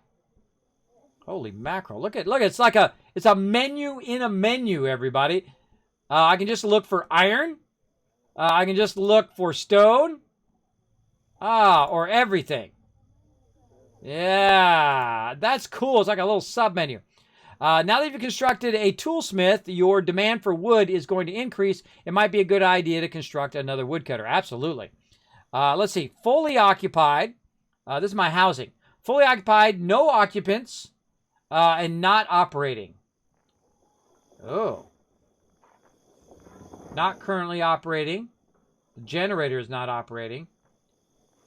And then transmogrifier employs 1 peeps, 3 peeps. Oh gosh, we're going to need more room for peeps. Okay, we're definitely going to need to add more peeps. Close overlay. Open resource display in the top bar. Finally, you can view detailed information about individual resources and how they're allocated in the top bar. Let's take a look at one of them, maybe your tools. Click on the production resources button, then click on the tools button. Man, this thing is deep, bro. This thing is deep for 15 bucks. I can tell you, you're getting your money's worth right there, right? Just in what I've shown you alone, that's 15 bucks right there. That's a buy, everybody. That's a buy for sure. That's 15 bucks worth of your time and hard-earned money right there. That's pretty deep. That's a pretty deep $15 game for sure. All right, let's check out the tools. Information. This is showing you a whole lot of things. You've got a line showing you how many of the, it's saying you've got a line showing you how many of the resources you've got available for use on the island out of the maximum you can store. a line showing how many of the resources are allocated for use, such as in construction or producing other resources. You know what this also reminds me of? I just had a total flashback. Tropico. Tropico, another fantastic resource management game. Awesome, awesome. Big love to them too. I don't know, this is really giving me a flavor of all sorts of different games combined into one awesome game here. I'm liking it. I'm liking all of it. Let's see, a line showing how many. Now, if I didn't like it, I would tell you. In fact, you wouldn't even see it on my stream. If I didn't think I was going to like to play the game, and I get offers all the time, and sometimes I say, you know what, sorry, I'm too busy. I don't have enough time to show your game on stream, or it might be a game that I might like, or you guys may not be into here in the stream. I turn down a lot of games, and I'm very privileged, feel very privileged to be in that position, that people do come to me and say, Kismet, hey, you want to take a look at our game and put it on there? I try to put as many on as I can in these little segments of Learn to Play. But remember, I only got so much time in the day, so I can only do so much, everybody. And I love to show off indie games. I feel like, especially if it's something that I think you guys will like and that I will like, because it's got to have both of those things in there. If I don't like it, then you'll never see it. If I feel like the company is, a little sketchy, nope. You'll never see it here. I don't care if they wanted to pay me $10,000 or $1 million. I don't care. I don't do stuff for money. Because when you go down that road, that's where you know it's going to lead you. Then you start giving up your morals, and it just leads you down in the dumps. So if I'm saying I like it, it's the truth. Because I would tell you if I didn't like it. And I'll tell you things that I suggest that they add to the game. And I'll tell you things that can be improved. But I won't get mean about it. I won't say, well, you guys suck and blah, blah, blah, blah, blah, blah. Just give them appropriate feedback. Be respectful. Say, hey, look, it's like this. But it would be more awesome if it was like this. Right? And then they'll say, okay, hold on. We'll add that to our list. And maybe once we get done with all the stuff we're working on, maybe we'll add that later on. Right? I feel like that's the best way to do it. Shake your groove thing. There you go, Dark. Shaking the groove thing down there on all those stream avatars. Having some fun. There we go. So let's see. This is showing a whole lot of stuff. Line resources and producing other resources. All right, cool. Actions you can take. You can turn on the resource flow and resource storage overlays for this resource. Okay. If you click any of the line graphs, it'll take you to each building on the island. Whoa, it tells you each individual building. On the island, that select applies in turn of each type. See, it looks like it's just a simple level stuff, but this is getting deeper and deeper and deeper and having more and more levels of complexity, which is awesome. That's what you want from your games. You want it to be as simple or as complex as you want to make it, right? You can make it like it's doing everything, or you can make it where you're micromanaging every single building and every single thing. It's really up to you, and that's what's great when it gives the game gives you a choice. It gives you a choice to be deep down in the weeds, down in the deep detail, or, all right, I don't want to think about all of that. I just want it to run. I just want it to do its thing, right? It's up to you. I'm clicking in the line graphs. It'll tell you each building and applies to in each turn you click. Okay. The smaller slider underneath the available line allows you to set an amount that is reserved for shipping and construction. This is really useful if you've got a resource that your peeps keep using up when you're trying to ship it off to another island or keep it for building something. Oh, I see. Try them out. Then close the display by clicking the button that opened it in the top bar. Okay, yeah, allocated tools. So let's say I want to go ahead, 0 allocated space for tools. How do I do that? Let's see, right here. Set an amount of tools reserved for transport and construction. Let's say 15. I don't know. That seems a lot. Let's say 10. Let's say 10. And then, you just roll over it. It tells you, too. 20 empty storage space for tools. So I've got 48. I'm going to save 10 for my construction around my base or maybe shipping later. And what's this? Opens the details panel. Oh, get you into there. All right. And happiness. All right, now we're on to happiness. Your peeps are becoming unhappy. They're working hard and dealing with pollution from some of the buildings. Unhappy people will move and work more slowly, so it's definitely worth keeping their spirits up. As well as look in the deep peep details panel like you just saw. You can also check the happiness of a single peep by clicking on them, then on the small happiness graph at the bottom of their card. Okay, so as well as the peep details panel you just saw, you can also click on the happiness. Okay, so yeah, we saw that earlier where you can go into your peeps. Let's see. We go into this one. Yeah, okay, so the middle one. It's the middle one. We click on peeps. Then we can click either here and we can go ahead and look at their individual happiness level. Right there. All right. One way to help your peeps stay happy is to give them better food and drink. Let's plant some vegetables and grow some tea. Later on, you'll also be able to grow orchards, but they need a different climate to the one on the island. Oh, okay. So we got to go to a different island to do some orchards. Okay. So we want vegetables and some tea. Okay. So we got to probably learn that, I would imagine. All right. Gardening. All right. Yes. Allows construction of vegetable fields and orchards, which produce vegetables and fruit, which give peeps plus happiness when consumed. All right. Let's do it. More gardening. Tycoon Tea Party time. I'm going to buy this for sure. Yeah, break some stuff. I think this would be your jam, man. Again, if I inspire one people to go play some games, then I feel like I'm doing it right. This definitely looks fun. I'm sure you're going to be an expert in this in like 2 days, break some stuff. You're going to get this on Thursday, and by Friday, you're going to be a pro. I can tell you already. You'd be like, kid, let me show you how it's done, bro. That's for sure. A lot of my peeps in my chat are builders like me. They love building games. They love resource games. They love collecting stuff. One of my favorite games of all time is called Taipan. And what it is basically it's like a trading game. So you collect like food from one area, and then you sail your ship over to another area, and you sell it for more, right? So you buy it for low, sell it for high, much like any kind of trading game, whether it's a space trading game or a ship trading game or a pirates game or whatever. You buy it for low, you sell it for high. And so in that game, in 1986, I think it was, I made $1 trillion. Now, have you ever heard of $1 trillion in 1986? I did. Maybe you weren't even born then. I don't know. But I've never heard of anybody else know about $1 trillion then. And I made $1 trillion in that game, and I got the photo to prove it because I actually finished the game on the day that I was playing. I could have kept going. I could have kept going on it. Maybe made $2 trillion. But I stopped it on the day I was actually playing so I could take a shot of it with my Polaroid camera in the day. So I could take a shot of it with me making $1 trillion and it also reminding me on the exact day that I was actually playing it. And I have it somewhere.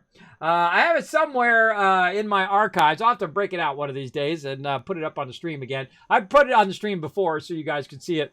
But yeah, $1 trillion back in the 80s. There we go. I'm surprised they had enough digits. That's what I thought, too. I thought it would get to 999 million in stat. It didn't. It didn't. Went to $1 trillion. That was pretty cool. All right, we got our gardening complete. There we go. Now we need to plant 2 vegetables. I feel like, man, you're going to run out of room very quickly in this game. All right, we got to get rid of some trees. Oh, we got to do another tree thing before I forget. Let's put it out here at the end of our thing. Yeah, I feel like you're going to run out of island quick. I wonder if you could take out this. Can you demolish these? Let's demolish one back here and see what happens. Ah, no, you can't demolish it. All right. I thought I'd try. See what happens. All right, so let's take out... Or no, let's just put it right here. Okay, and then it'd be real close to the forest as well. So let's get into that first before we get on to the other thing. So harvest, woodcutter, boom. All right, now remember, we got to put a second woodcutter down. Oh, look at the light rays through the trees. That's cool. Ah, I dig it. All right, cool. I like the light rays. Okay. Let's see. We're going to do a bunch of fields here. Let's see. Peeps' happiness can be affected by their environment. Larger buildings project gloom around them. That makes peeps walking nearby unhappy. But peeps walking near unpolluted empty space or forest will get wilderness bonus to their happiness. Oh, I see. So we got to move the buildings that we don't want everybody walking by, right? If we have just a few people walking by there, then probably not as bad. But if every single person is walking by the gloom area, probably not good. I'm just going to go out on a limb and say not good. Okay, more of stuff over here. And I wonder if I put my vegetable farm, I would think it'd be better having it next to this. I feel like I want to take this forest out here too. All right, we're just going to take this forest out. Again, we don't want to deforest too much stuff. We'll take that forest out since it's right along the road. And then we'll go ahead and put in, let's see, 2 tea fields and 2 vegetable fields. All right, so vegetable field here. Again, let's look and see if this has any minuses. No. And this, oh, plus 10%. Ah, nearby well. See, Kismet, I didn't even know, everybody. I didn't even know. I just, I thought that would be an obvious thing that you would want it to be by a nearby well, and I am correct. So awesome. So let's go ahead. Now it makes me want to change what I'm doing now. It makes me want to go ahead and put a road in this way, and then I can put that well there. I wonder how much, I wonder if it's got to be right next to the well. I'm assuming that it does. So let's go ahead and put another road there. And then we will go ahead and put in 2 vegetable farms on this side. Oh, man, this game is great. This game is real fun. Okay, there we go. And then we want to make sure we have a road to get by here. So we'll go ahead and then say, okay, this is going to be our road, say, to go that way. And then we are going to go ahead and demolish this and this. Like that. And then we're going to build a well. Builds and wells. Let's build another well. We're going to put that right there. And then we're going to go ahead and get our other things in here, which is our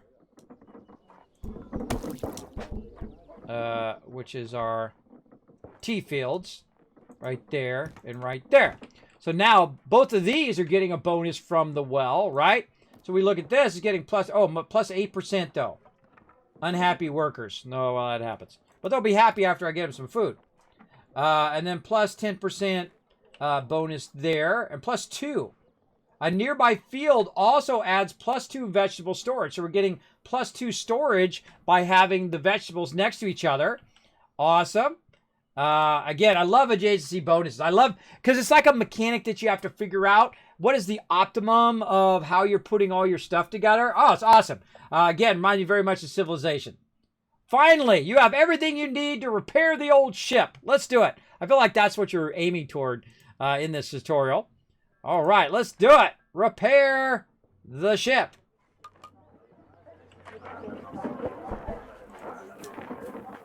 All right, this is fun, everybody. I'm digging it. Kismet, if you click the well, does it also show the radius of influence? Ooh, let's try. That's a good question. Yes, it's showing me what the adjacency bonuses, what the adjacency of it is, right? So it's showing me into it, which means that everything that's nearby it is doing that. Now, I could have go like this. See, this is going to be what's next to this. This is going to be next to that. But it doesn't say, I think it's only 1 square away in this particular one. Options. Delivery when full, contains a load, or off. Ooh, look at that other option they got there. Ooh, a little micromanagement there. Cool. But yeah, it's just showing me only 1 hexadecimal block away. I'm digging all this. I definitely feel like I need more people. All right, these people really bumming. They got a bad house location. It doesn't say it's got a minus. Huh. You'd think it would have a minus because this thing is right next to it. Plus 5%. Oh, my workers are happy in this one. Plus 2. I love the fact you can just roll over it and it tells you what it is. So you don't have to look it up somewhere. You just roll over it and it tells you. It didn't tell me that in the tutorial. I just assumed that was a thing because that would be the smart thing to do. And that's what they did. So big love to them on doing it the smart way. Where you can just roll over it. It says 1 nearby empty tiles equals plus 2 wood storage. Oh, okay. Oh, wait a minute. Maybe we could have done that with our thing here. Oh, man, that's almost full. Definitely going to need another one. All right, so we're just waiting for our boat. I feel like this is what the whole tutorial is aiming toward, is getting the boat unlocked. Or maybe you can play through the whole thing. I don't know. Find out in a second, won't we? I'm going to go ahead and speed it up. Let's do 4 times.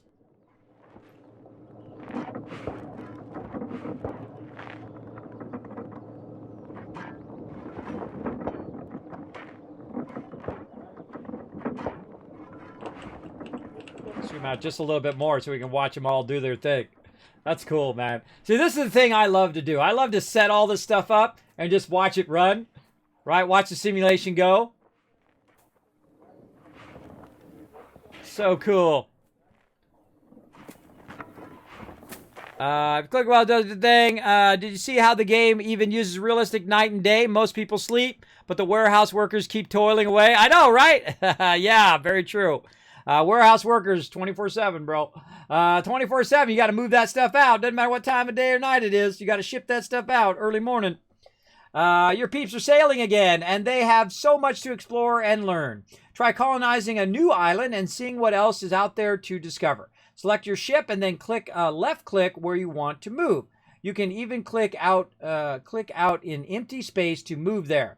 Once you find an island you want to settle on, move the ship right next to the island, click its colonize button, then select where you want to start your new town.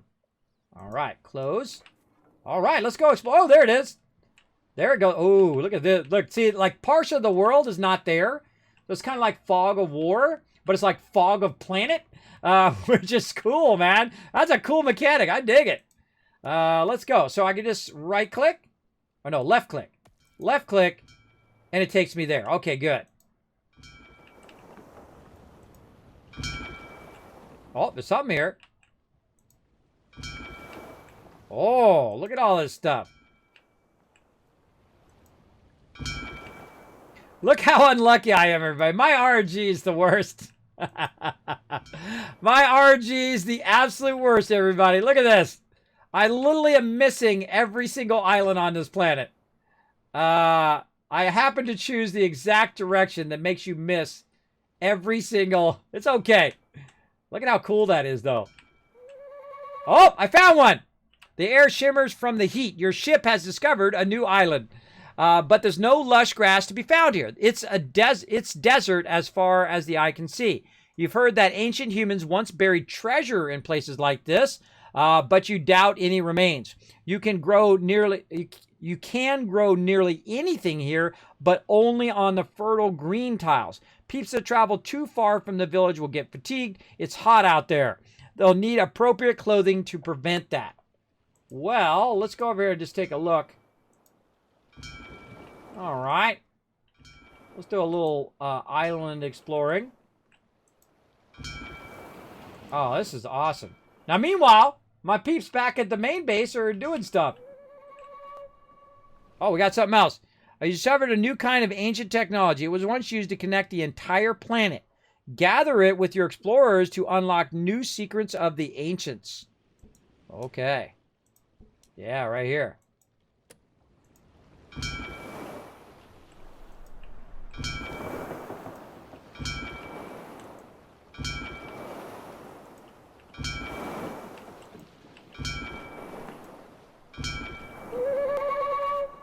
You discovered oil left behind by the ancients. You can harvest it for a new resource. Right there, oil. Let's get in between here and see what we got. Oh, this exploring is fun. Oh, okay, that's it. So we found the kind of cove there.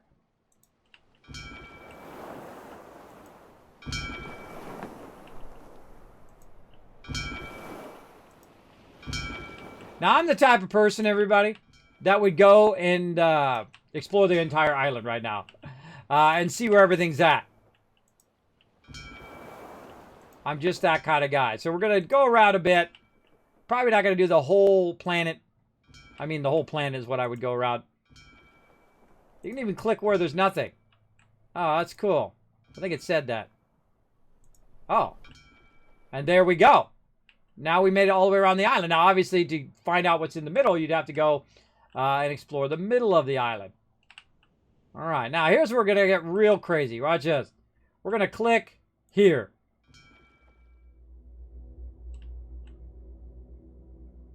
Ah, awesome. It finds its own path. Oh, I love that. And so you can explore big areas without having to click over and over again.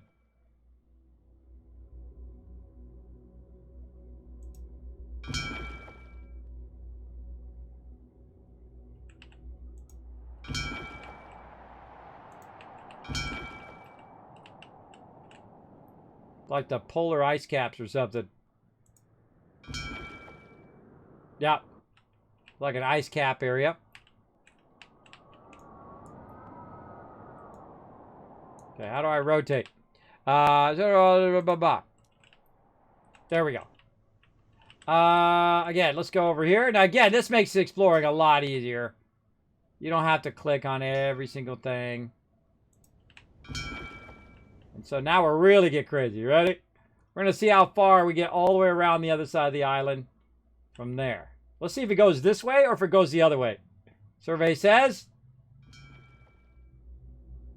it goes the other way. See, it went the way that was the less traveled way. All right, so let's say right here. Oh, we found another island. Oh, this is neat. You discovered a ruined spaceship. Ooh, where? Ooh, right there. Ooh, let's go back. A relic of a bygone age. Your peeps investigated spaceship wreckage. Think they'll be able to fix it up given time. Soon you'll be sailing the stars as the ancients once did. Awesome. I love the exploring thing. All right, this is fun. Again, this is me, everybody. This is just, I just explore everything. And then it gave me a sense of the whole planet. And that's when I would colonize an area. Go into each of those inlets.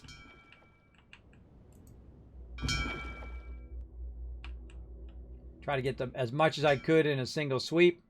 Looks like it's about 1, 2, 3, 4, 5, 6 wide.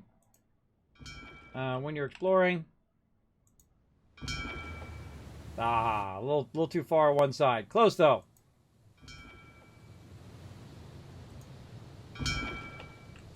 All right. Okay, we'll come back to that in just a second.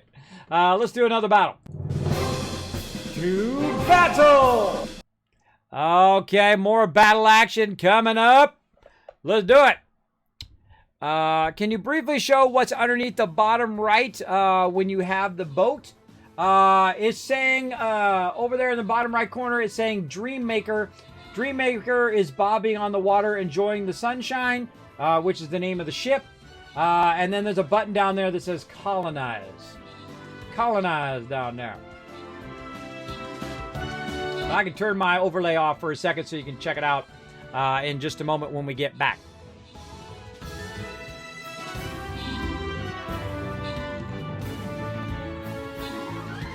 Oh, get it going. Oh, get it, get it.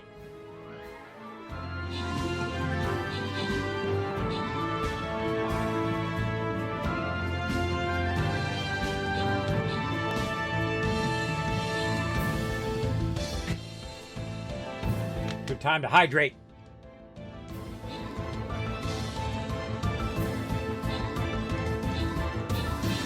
And thank you to Insifer who put that in there a while ago. I just saw that, Insifer. Thank you for the hydrate, bro.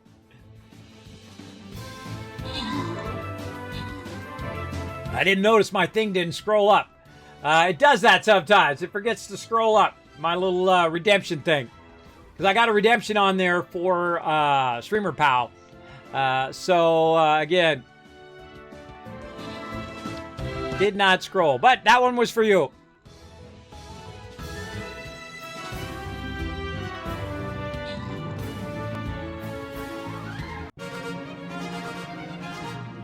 All right, open the captain chest, give you guys some love. It's Rob, Rotisserie G, The Last Splash, Blackheart, all getting some love, and Zio as well. I'm just calling you Zio for short. Crushing it. Beer Bear again, MVP. Look at you go, man. You're blowing it up. With 5 kills. Nice job. Let's get into it. Oh, it's boss time. Boss time for sure. How are we looking on time? We got about another 15 minutes. You know what? Let's go another 30 minutes. We'll do this battle, and then we'll keep the battle going all day long as well. We're going to keep this stream fired up. Let's see. What do we want to do? We want to do our, I think it was the org. I'll forget what my quest is.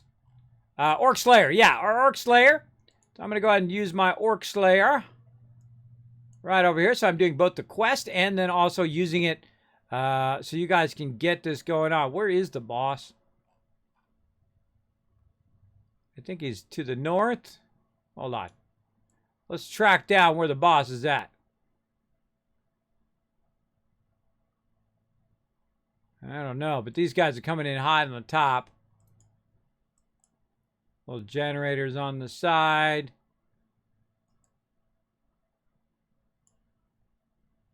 Yeah, I feel like it's up this way. We got to take care of these side things first. You know what? Let's take care of the side stuff first. I'm going to get in with you guys.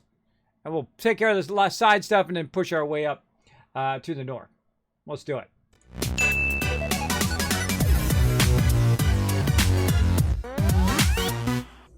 Now, remember that the more units you put down, the more loot you're going to get, especially on boss battles. On boss battles, that's when you get your best loot. So make sure to put down as many units as you possibly can. 1 unit every 5 minutes, up to 6 units. The more people that put 6 units down, the more units we have, the more rewards that everybody gets in the game. So yeah, go to it. The green flashing button, I was dying to know what that was, right? It's flashing behind there. It's hard to see a little bit. But let me go turn my overlay for just a second. Bloop, there it goes. Oh wait, now I continue to turn my alerts off. That's what I need to turn off. Hold on. There you go. That's what it says, colonized down there. See it? There you go. Yep. Turn that back on again. All right, let's keep going. I think our big goal here is to explore the world. Wow, that's a big island too. Let's go all the way to this other side of the island.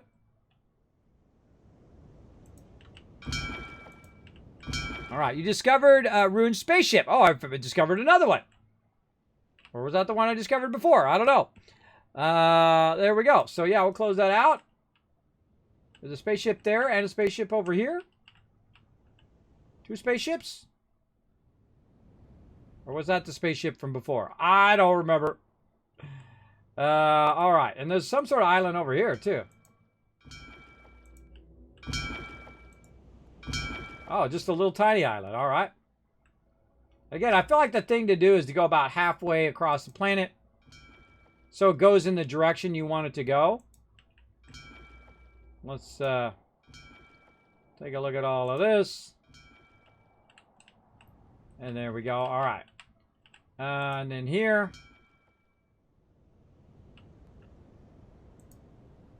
There's definitely a pattern to the way that it moves.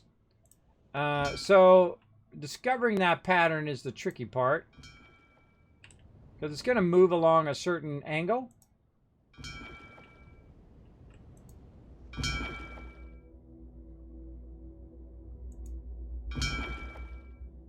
There's something there.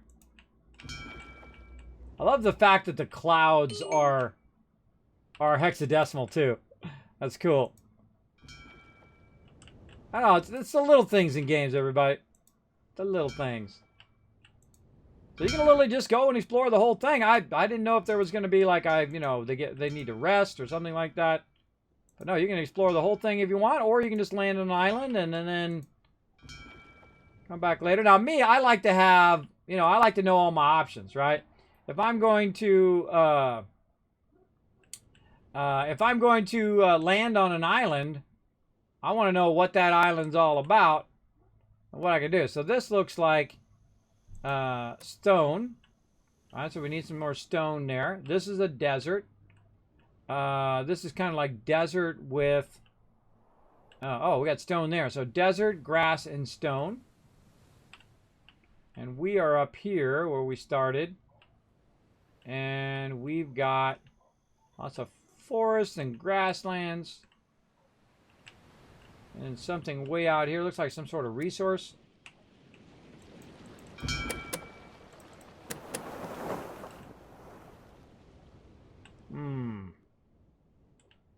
I feel like this is our island right here.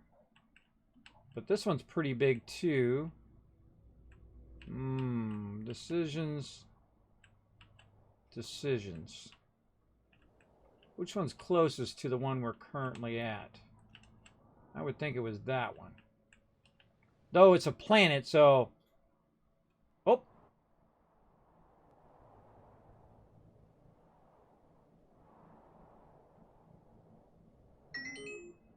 Whoa! Can you guys still see me? Put a 1 in the chat if you can still see and hear me. My monitors just shut off. It was like a power spike. They're back on now. Put 1 in the chat if you guys... I literally could not see anything. My game went off. My stream went off. All my monitors went off. Next slide, please. I know, right? Scared me. Scared me. All right. I thought my stream just died right there. All right. Because we're going to run out of time. I'm going to get some game time in. Don't suck up all my game time. Let's see.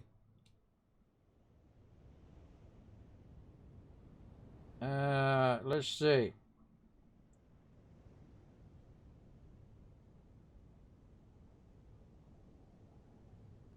Okay, I thought people were buzzing me for something. All right, so let's go ahead and decide. Decisions. I feel like we're going to colonize both of them, don't you think? Colonize every single one on the island eventually. This is where we are now. I feel like this has got more fun middle stuff to explore. So I'm going to go... Oh, wait, we got an opening over there. Oh, that's for the middle of that one. All right, I'm feeling the vibe from this one. We've already got this going right here. Maybe we can do a trade platform that literally goes from here to there. So let's say here. All right, we're going to say colonize down here. That's what, there's a green button down there that says colonize. And then, oh, and you can set where the center is. Okay, I definitely don't want the center to be in the desert. Can't land your colony ship here. Oh boy, so I can only land it in the desert. This tile's already occupied. All right, hold on, right click. Okay, that isn't the desert. That's the grassland. Okay. All right, we'll take that. And I'm going to face it inward, so whatever thing is in the middle, it'll give it a bonus. All right, there we go. Oh, and it made a little dock and everything. That's cool. That's cool. You've done it! Your peeps have colonized a new island. Life here is precarious, so we'll try to rely on the first island for support. Let's find a way to transport resources between islands. This is so cool, everybody. Again, I highly recommend it. This is called Before We Leave. If you dig these type of games, bam, there's a link right there. Again, it's not an affiliate link. It just takes you to Steam. If you buy it before it releases on Thursday, you're going to get, of course, 25% off. You'll get it for 15 bucks instead of 20 bucks. I feel like it's definitely worth a $20 game. I've already got more fun out of this game than some $60 games that I've played before. I tell you, it definitely is. Now, once I colonized it, if you notice, it filled in the middle of the island right there. So, interesting. And this one's got the rocket ship on it, so that's good. I think I hopefully picked well. Though I probably should have landed right next to the rocket ship. That would have probably been smarter. I didn't think of it till just now. I should have landed my thing next to the rocket ship, and then it would have been easier later on. But that's okay. What is that? What is that thing? Do you see it moving? Oh, it's a scorpion. Oh, look out.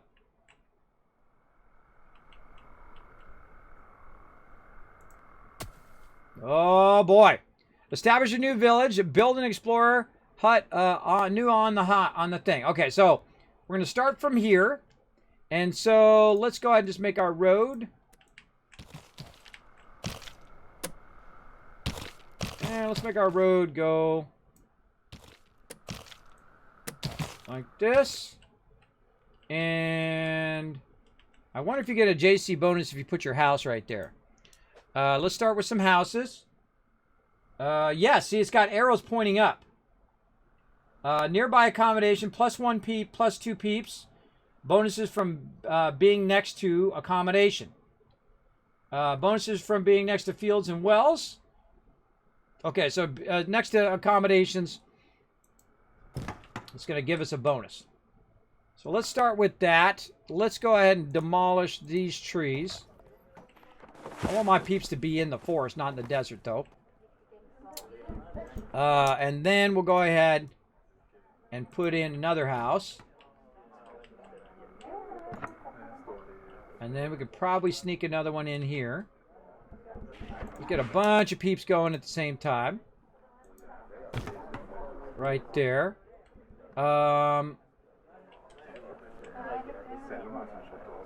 Now woodcutter, maybe over here, maybe right here. Not a lot of wood on that side. Just a little bit of wood on this side. Yeah, maybe something right here. Now also we want to do one of our things that's raising up as well. But I feel like we're going to need a woodcutter first. Build an explorer hut. Man, remembering where this stuff is the toughest thing for me.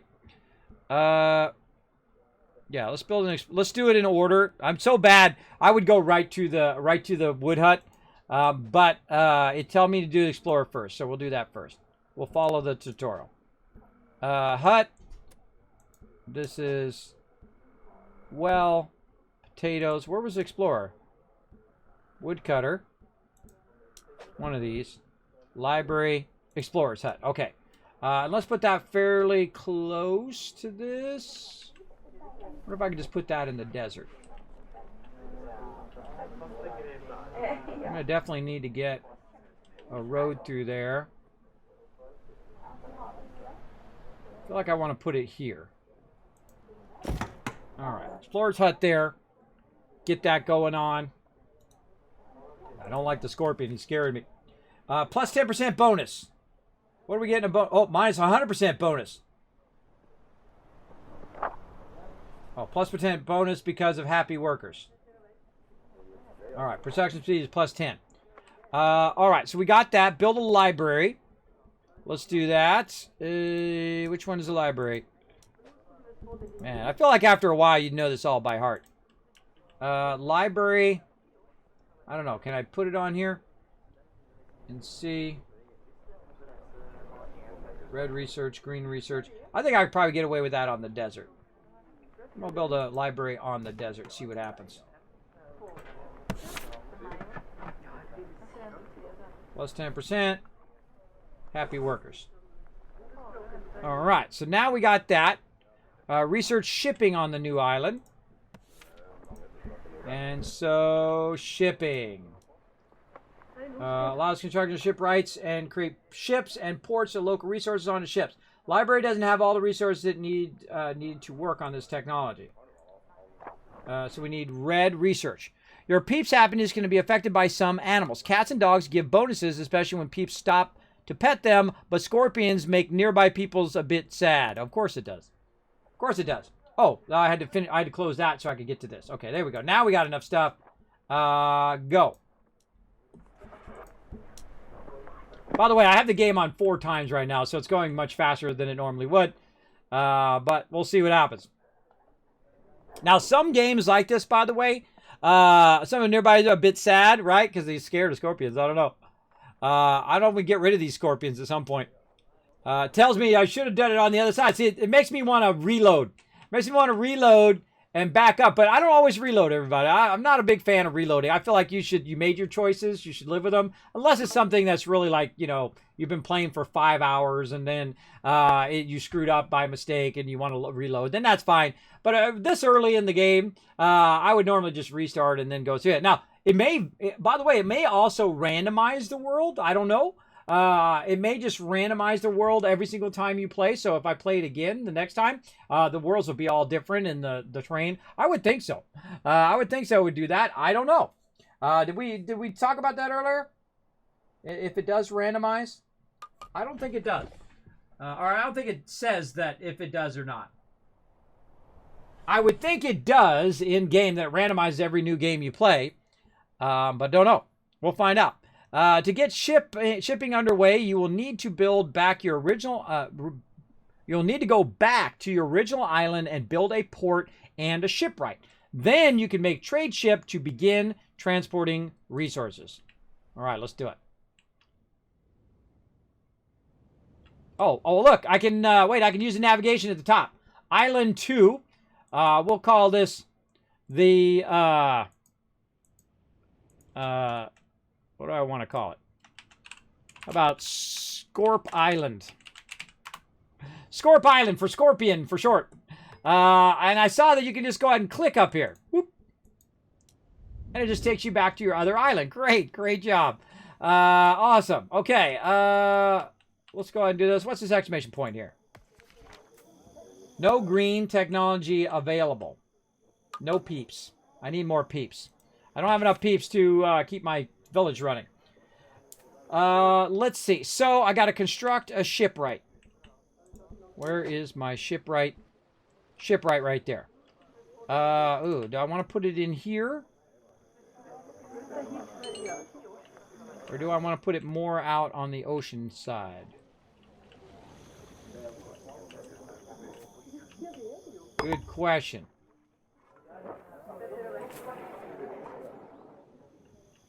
Oh, my peeps on Scorpion something are getting thirsty. Oh, I forgot to give them, I forgot to do a well. My bad, hold on. Let's pause the game. I'm a big fan of pause, everybody. It's like, Kismet, you shouldn't pause, you should play it in real time. I'm playing a simulation game. I can pause it all I want. Yeah, I forgot to put water down. My bad. Sorry, peeps. Sorry, all you peeps who are super thirsty right now. Let's see. I don't want to put it next to a house. This is blocking my way. I'm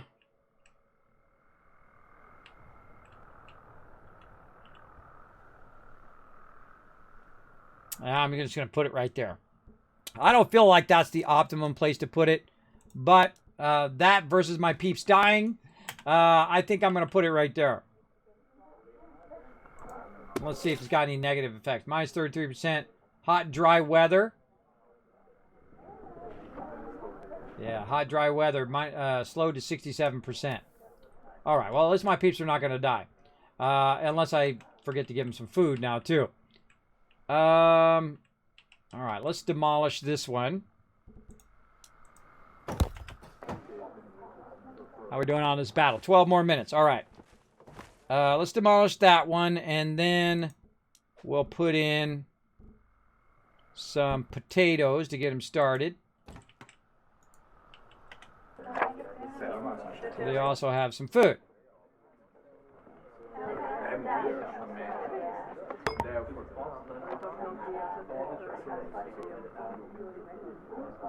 Okay, looking good.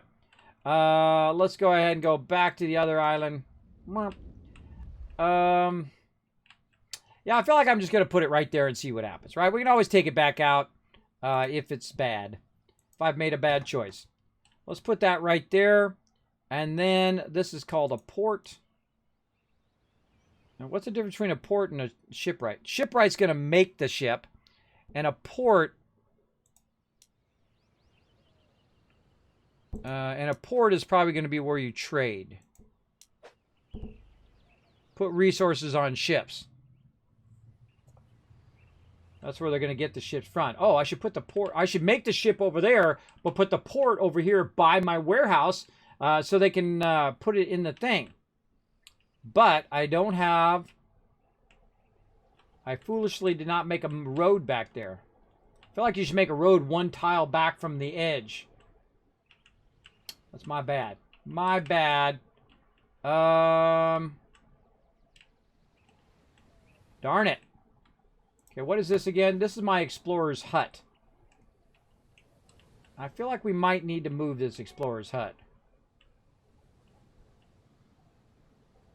Yep, that's exactly what we need to do. All right, bye-bye, explorer's hut.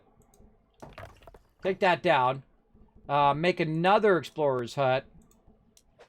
We don't want to be without one. Quarry, iron mine, explorer's hut. Okay, let's move our explorer's hut. Put it right there. Oh, we can. All right, awesome. Hopefully that doesn't give me too much negative effects over here. Oh, wait. +1. Nearby building from the food category. Oh, maybe explorer's hut. Oh, no, this one is given the bonus. And then this one, +1. Nearby building from the field category. So this is field. And this is hut. Drink storage. Food storage. Okay. Good to know. Good to know. And so we'll let them take all that out. And then we'll go ahead, hit R for road. And we're going to go ahead and bring a road right around there. And then we're going to put it right next to our dealio here. Because we don't have to necessarily put the shipwright and the shipping area in the same spot, right? We'll make the ship, bring the ship over here, and then have the ship go back and forth in its most appropriate spot. Now, had I known I was going to take that and run that over the other island, I probably would have better figured that out. Because this is now right here, which is in an awkward spot. And this will have to sail around this and all the way over to here, which I should have put it right here. Or I could still put it there. But then my warehouse is way over there, so I should probably move my warehouse down here. Can I put a road in there? I could put a road right through here. All right, that's it. This has got to go. I feel like I'm just going to be taking out forests like left and right. Take these out, take that out. And we'll go ahead again. You know, in most simulation games, distance make a difference, right? If I should have put this over here by where the rocket thing was and then gone from the other side. But oh well. But distance make a difference. That's how long it takes to get from A to Z. And so if I can reduce that distance, say maybe put it right here, and then it just goes from here to here, and I bring the warehouse, and they just run the stuff over here, and then ship back and forth the minimum distance, that might help us out. I don't know. I haven't played the game before. First time. Let's go. Let's get that going. Run that across there. Over to here. This way. And right to there. All right. And then we're going to construct a port on this side. A port right there. Boom. All right. What is it? What bonuses does it get? It just gets it from workers. That's how it gets its bonuses. Okay. Now we need to construct a port. We'll let them do that port. We'll also construct a ship, which most likely I click on this and make a ship. Yes. I can make a scout ship, a colony ship, or a trade ship. I'm guessing trade ship. In fact, it actually says it right up there. So make me a trade ship, people. There we go. Kismet, if you click on the individual peep, it might have some snippet of character flair to read. Oh, maybe. Let's go. Let's try it. Good idea. Let's click on it. Keeps houseplants that do not die. Nevadan is working at a woodcutter. All right. So, yeah, it tells you woodcutter is wearing rags, has eaten vegetables, has drunk tea. And then you can click closer to see what her mood level is. Seems super happy right now. I guess I can make them better clothes, and then they will switch to those better clothes automatically. I can't necessarily... Oh, I can change their name, too. I can do dat person.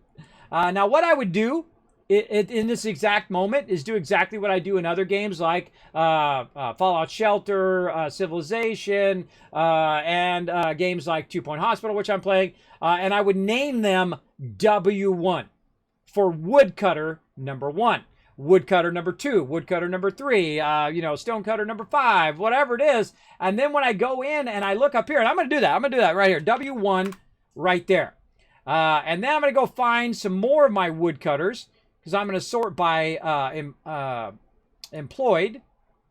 All right, is that going to give me... How do I make these by employment? Name, happiness. It should be by job. Yeah, there's another thing that they need to add, by job. So that I can sort all the people who are all the miners and all of the library workers and all of that stuff in the same place. that would be awesome. But I'm just going to go by name. And then I'm going to look for any woodcutters. All right, you are a woodcutter. I'm going to click on you. Show me where you're at.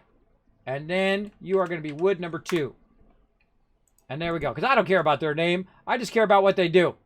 And so when I look in there, there it is. Wood number 1 and wood number 2. And if I got it by name, depending on whether I have it ascending or descending, now W1 and W2 are right next to each other. Right? So I've actually forced it to sort it the way that I want it to sort. I want it to sort by what they do. Right? So that's why I name them in such that way. 2 Point Hospital sadly does not have that ability to sort by name. That would be awesome. That'd be a great addition to that game. But this game's already got it, so I don't have to worry about it. And so on. And so I can go in and get all my woodcutters. Let's go to Michael here and say W3. There we go. And so on. Now, I haven't told them to be a woodcutter. It automatically chose them as a woodcutter. So what could happen is I go in here and I tell them W1, 2, 3, and 4. Again, look at them all together now. And then all of a sudden they switch job. They switch to another job and then they're not that thing anymore. I don't know if you can actually force them to stay on that job. Let's see. Focus on me. Focus on tree trunks right now. Time to next meal, a while. Gloom is minus, plus, plus, and then very nice wilderness, plus, plus, plus. Okay. So getting a 4+ bonus right now. All right, so we'll do something like that. That's basically how I do it. Maybe it shows all the woodcutters if I click on one woodcutter, or if I click on the actual thing that's cutting wood. Yeah, let's try that.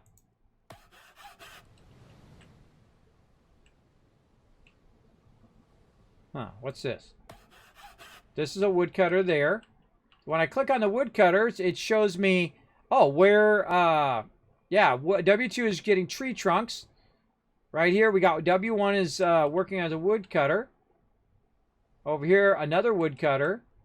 That's not it. Anybody around the back here? I feel like you're going to run out of trees eventually, too. Especially if you're doing really heavy production. You're definitely going to need a lot of trees. All right, so I feel like we got that going. It's making me a thing. Let's keep it running. Oh, man, they really went to town on this. Did you not read his character flair? I did not. I did not read it, but let's take a look. Man, that was... You actually saw that fast? Man, you got some eyes, bro. You got some eyes. Let's see. Haunts their neighbors in their spare time. Yeah, it's always something. It's always something. I do like it when they put little embellishments on there, right? Little flair and embellishments on the characters. There are 2 ways to move resources between islands. Manually using shipping lanes. Let's try a manual shipment of potatoes. First select the newly built trade ship and move it to next to the port on your original island. All right, let's do it. Where did I make that trade ship? Over here. Trade ship. Oh, you can retire the ship. It says retire down there at the bottom as well. Hold on, let me take my alerts off. See, it says retire down there where he's jumping. It says trade ship. You can retire that particular ship, or you can unload all of its cargo. All right, move it right here. Boom.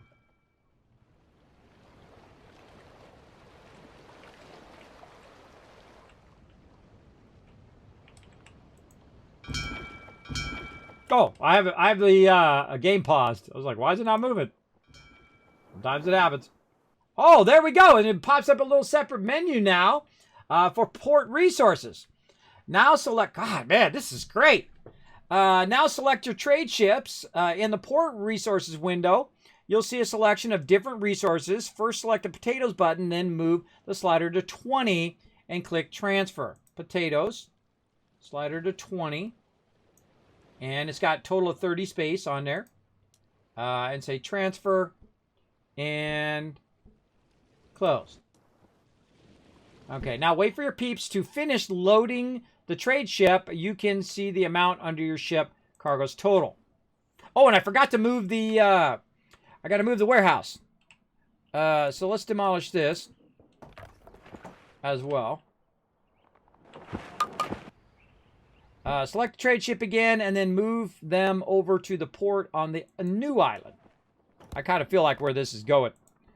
Let's see how much time we got left. 2 seconds! 2 seconds left. Oh, man, there's just not enough time today. I want to play some games. All right, let's build a warehouse. Let's pause. Let's build another warehouse if we can afford it, if I can find it. Right here, warehouse. And, nope. Warehouse. This, 2. Okay. Warehouse there. Or maybe we should run it this way.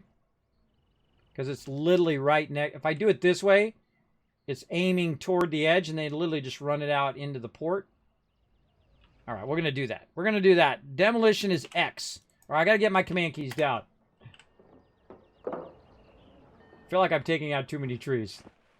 They told me not to take out too many trees, but I don't listen. 1, and then 2. I'm doing that on the side of my mouse, by the way. I have a Razer Naga.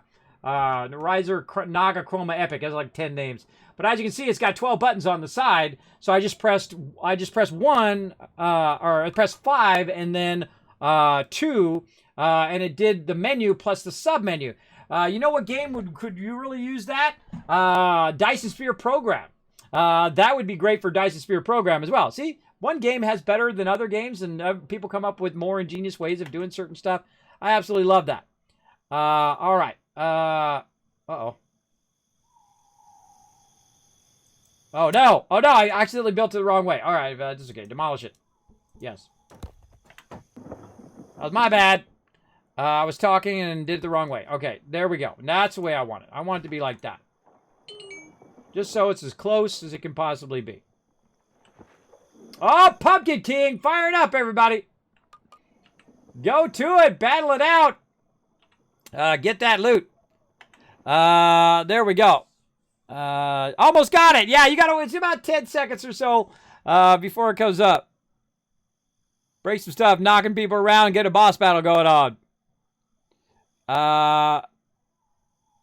Yeah, let's win it. Let's do it. It's just break and it's Kevin. Battling out. Now remember, I'm going to be removing those NPCs next month. You guys got to work together. All right. We'll come back to the battle in a second. Let's finish this first. And then do a shipment, a manual shipment, and then an auto shipment. And then we'll do a battle. We'll do the giveaway. And then we'll get in battle mode as well. We'll do all that stuff. We got so much going on today. All right, is this done? Oh, I got to tell it what to be. Let's tell it to be food. All right, so it's going to hold all of that food. Go.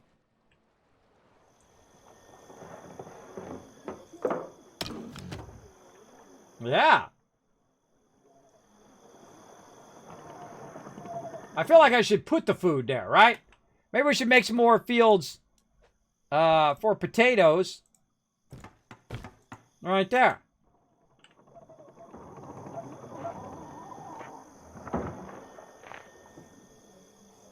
Then they can grow it and just put it in there. So now it makes me want to move all my farming and everything over here. So that they can just put it in the thing. All right, awesome. Move the ship to the new island. Let's go.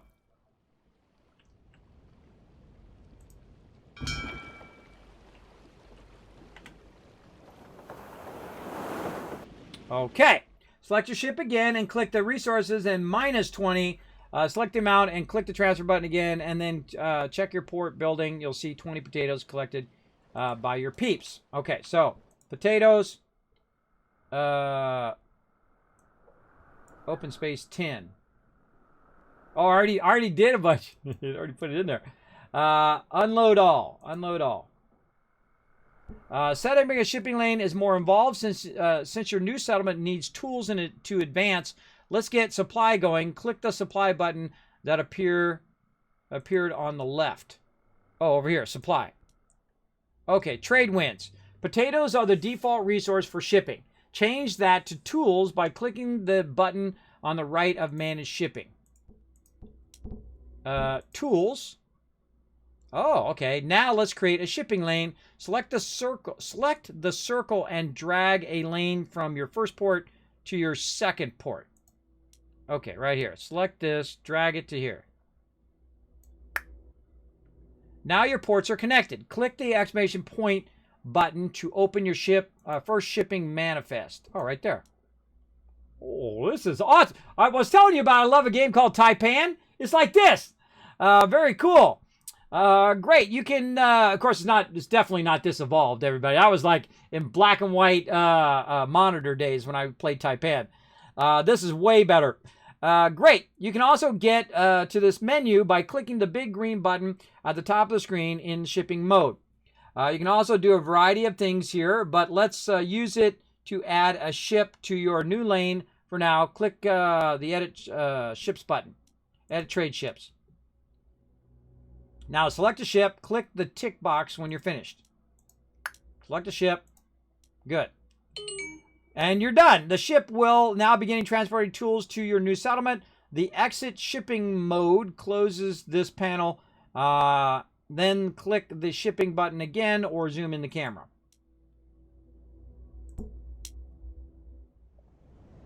Your new island has only 5 colonists, which isn't very useful. You can expand your population by constructing a school, then building some empty huts. Note that if you haven't already done so, you have to go back to your original island to research school, as that is where the green research is found. Oh, so green research there, red research over there. See, I'm learning. Big Daddy is learning. Okay, so let's go back and let's do that before we forget, because I definitely am going to forget that if I don't do it right now. All right, let's do it. School. Research. You know what? Screw it. Let's do bridge 2. No, let's do it in order. So we're going to let that research. Now, what we're going to do is we're going to save the game, and I'm going to call it school research. So it reminds me tomorrow what we're going to be doing. Now, so far, game is awesome. I absolutely love it. A really, really great game. Definitely one of those games I know I can play for endless hours. But we're going to do a battle, so let's do that real quick. I'll wait till you guys are finished down there. I'll wait till you guys are finished. Look at that. You guys are taking on a tough boss down there. Wait till you guys have taken out that boss first before I switch. I guess I could be researching my stuff while I'm waiting. Let's let it research while we're waiting. You guys are battling it out.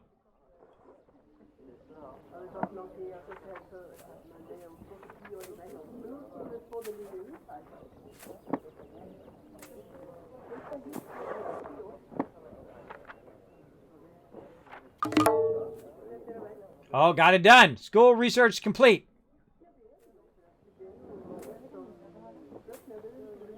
Go for it. It's just Kev. You got this. Wonder what he's going to do. He's going to do Life Bolt, Life Steal, or Dampen. It's his choice. He's going to choose it in the chat. 1, 2, or 3. Life Bolt is going to deal 26 or 28 damage and burn 8 damage for 3 turns. Life Steal is going to everyone restores health for 25% of their damage over 10 turns. And Dampen shields everyone from 80% magic damage. Oh, he's going to go with the Firebolt. Wipes him out. And GG. By the way, you don't have to actually type out Firebolt. You can just go exclamation 1 or put a 1 in the chat. In case you didn't know. It's pretty cool. And there you go. That's a big fat win. Nice job, everybody. All right, let's go ahead and do a battle. To battle!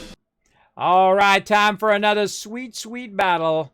Let's try to get as many people in this little haste thing I can get. Let's go.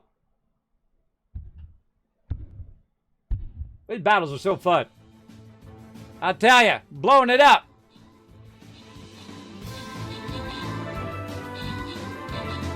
More hydration.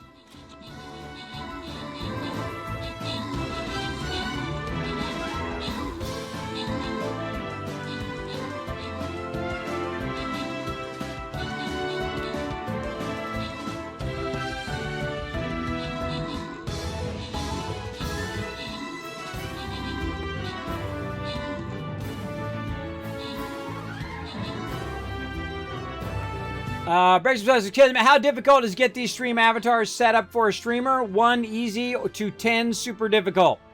Depends on if you want to do custom ones or if you want to just use someone else's. Custom ones, an 8. Definitely on the difficult side. If you're trying to get custom ones done and get all the gear and all the stuff like me, but then again, I always take on tough projects. But I would say if you're not going to have custom ones, if you're not going to draw them yourself or have someone draw them for you, I'd say it's about 3 to 5. You can get you can download some and use them for your stream as well. Learning all the technical stuff behind the scenes is probably going to be your biggest hurdle. So I'd say 5. Well, so let's put it at 5. Not too difficult. There's a whole bunch of pre-made ones. Say like you want Pokemons or whatever else you want in yours. You can go ahead and set it up. But to actually set it up so they're all functional and the gear works and all of that stuff is fairly involved if you're going to do custom ones and custom bosses and custom all of that. The more you customize it, the more that tough meter will go up. For sure. For sure. But then again, I went and I hired someone who is a pro at it, who knows everything about it, so I don't have to spend endless hours trying to figure it out. And she does an amazing job. So if you'd rather just have someone make it for you and just make it work for you, then I would go ahead and contact Noelle. You can find her link down below. I love to support other artists here on the stream as well. Feel free to contact her if she's got room for commissions over there. You might be able to commission her to do some work for you. There you go. Open the captain's chest. Boom, that's a boss win. 50 gold going to last splash. What do we got? It's Rob coming in, getting some love, and Rotisserie G getting some love there as well. And S. Blackheart as MVP with the 12 kills. Reckon me no slouch with 14 kills. Number 2, Dax coming in number 3 with a 6 and 6 with a double roll.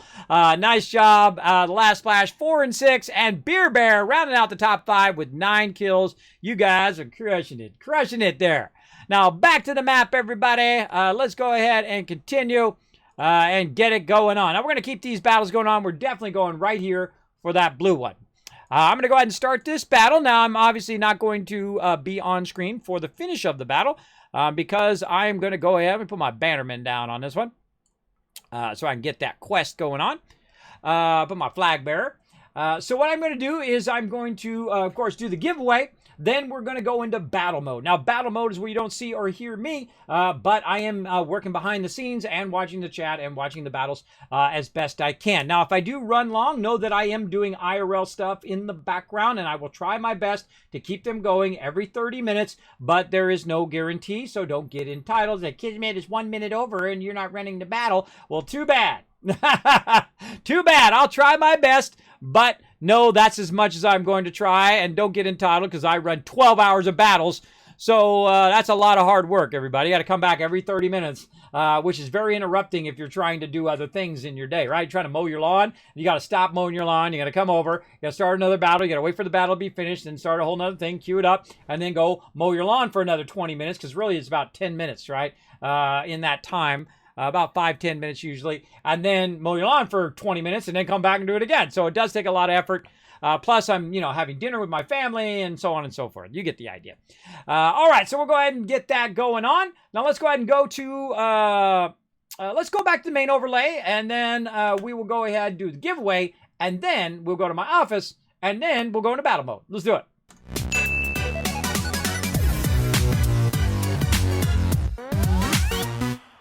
Alrighty, everybody, this is your last chance to be part of the giveaway. We're about to give away a free skin right here on the channel. Let's do it, everybody. Again, big thanks to my peeps over at Captain.tv, used to be Stream Captain, who do make Stream Raiders, who do send me lots of love for you guys, for me to give to you guys, including this awesome Panda Monk skin that you can use in Stream Raiders. So here we go, everybody. I'm going to close the giveaway, and here we go in 3, 2, 1. Boom! You're the winner! Oh, EMZRT yet again. Crushing it. Now, you must be present to win. You got to say something in the chat. Now, don't go nowhere, because if EMZRT doesn't say anything in the chat in 2 minutes, then I'm going to re-roll, and you might have a chance to win it. You never know. So let me go ahead and set up my timer here. Boom, on my phone. There we go. And we'll see. Oh, there we are. Oh, never mind. Right there in the chat. Nice job, EMZRT. Now, you know what to do, but I'm just going to remind everybody in the chat, if you do win something in my chat, I'm going to say hiya, in the chat right here. At least I'm going to try to. I'm going to say hi in the chat. You click my name. You remind me, Kismet, I won the Panda Monk SR skin on the stream. And that'll remind me to go ahead and send it to you within a few days. Now, of course, you know, I'm not going to be 2 seconds from now. Just like when you're redeeming Streamer Pals, you're redeeming that stuff. Know that I do have a bunch of other stuff scheduled right after the stream and, you know, family stuff and all that stuff. So I will get to it as soon as possible, but it's not necessarily means I'm going to get to it in 2 seconds from now. So there we go. We're going to mark that one as complete. So know that I do have tons more stuff to give away here on the stream, and I got to boogie in on that stuff because I don't want to run out of time to give it away as well. Now, again, this game's super fun. We'll be back playing it some more tomorrow in another Learn to Play session in a second round of it. Again, it comes out on Thursday. I suggest you snatch it up, put it on your wish list if you want. Either of those, just straight up buy it or put it on your wish list. You never know. Some nice person might come along, maybe a family member, maybe a friend. Will grab it for you and fulfill your wish of playing this awesome game as well. Now, let me go to my office, and then we're going to head out to battle mode.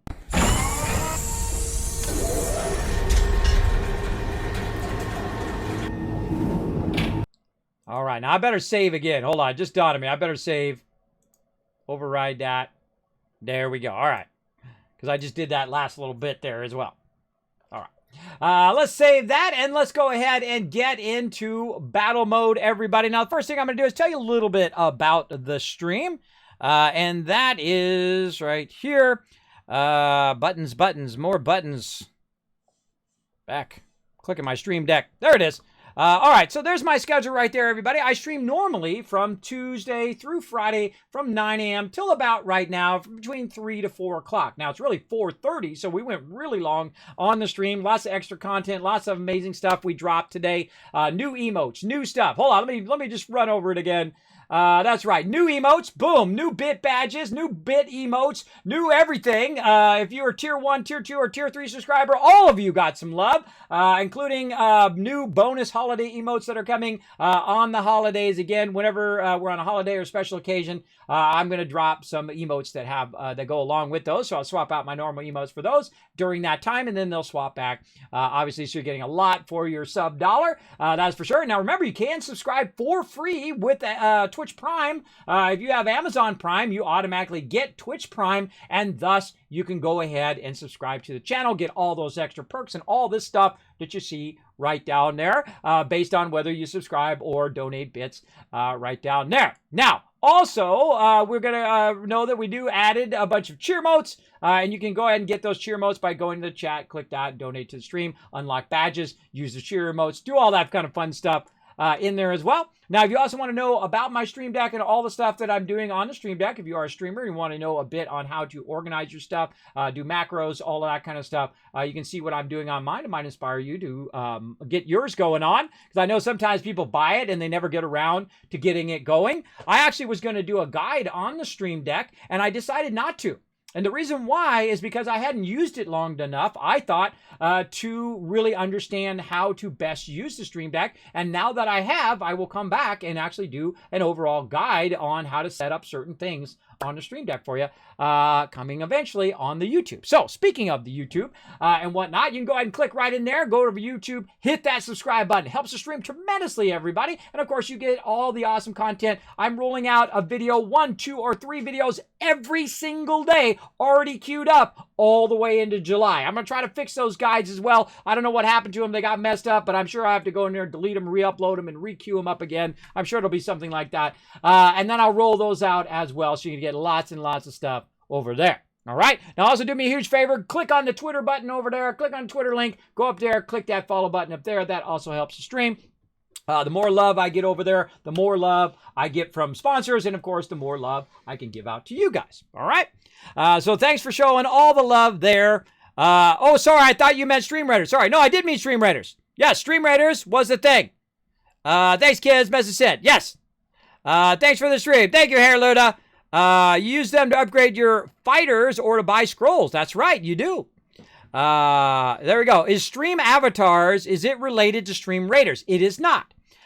Stream Avatars and Stream Raiders are two separate things made by two separate companies. But you can, I have asked them if I could use some of my things from Stream Raiders in my Stream avatars, and they said yes, but I opted out to do a pixel base ones, which is what I was going to do. I was going to do pixel base to do more of a chibi base, which I like. I like the chibi look, right? Where you have the little baby Norbert and all that. Once I saw her do the chibi, I was like, no, Stream Avatar is going to look different, right? So all my Stream Avatars are going to be in chibi format, and all my Stream Raider stuff is going to be in more pixel art, which I love both. I love 8-bit pixel art or 16-bit art, and I love the look of chibi art as well. So they are two separate things. So there we go. So what do I do with my gold I won? Well, break some stuff. Guess what? There are new Stream Avatars coming down the road, including new gear and all sorts of fun stuff to unlock in the Stream Avatars, and you can only unlock it with gold, right? So save that gold up, and you will be able to unlock it. I actually already have some of it already done, which will be rolling out onto the stream soon. No, I'm not going to tell you when, because you know how life is and everything goes off the rails. But I'm waiting for a bit more to get done, and then I'm going to roll it all out together, and then you'll be able to get it. Yeah, I'm a gold hoarder, so no problem. Yeah, hoard that gold. Hoard it every time I'm streaming. I am eventually, by the way, going to add Stream Avatars to also the overlay on Stream Raiders. That's one of the things in my list. So you can still play Stream Avatars while I'm in battle mode. That's right. Another upgrade coming for you guys very soon. That's a lot of work. It's going to take me a little while to get that going, but I will get that all set up so you guys can do that for both. So you can play Stream Raiders and Avatars at the same time. So there you go.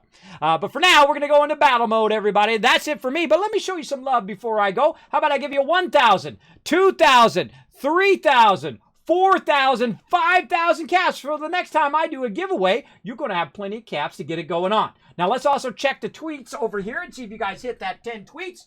Let's get it going.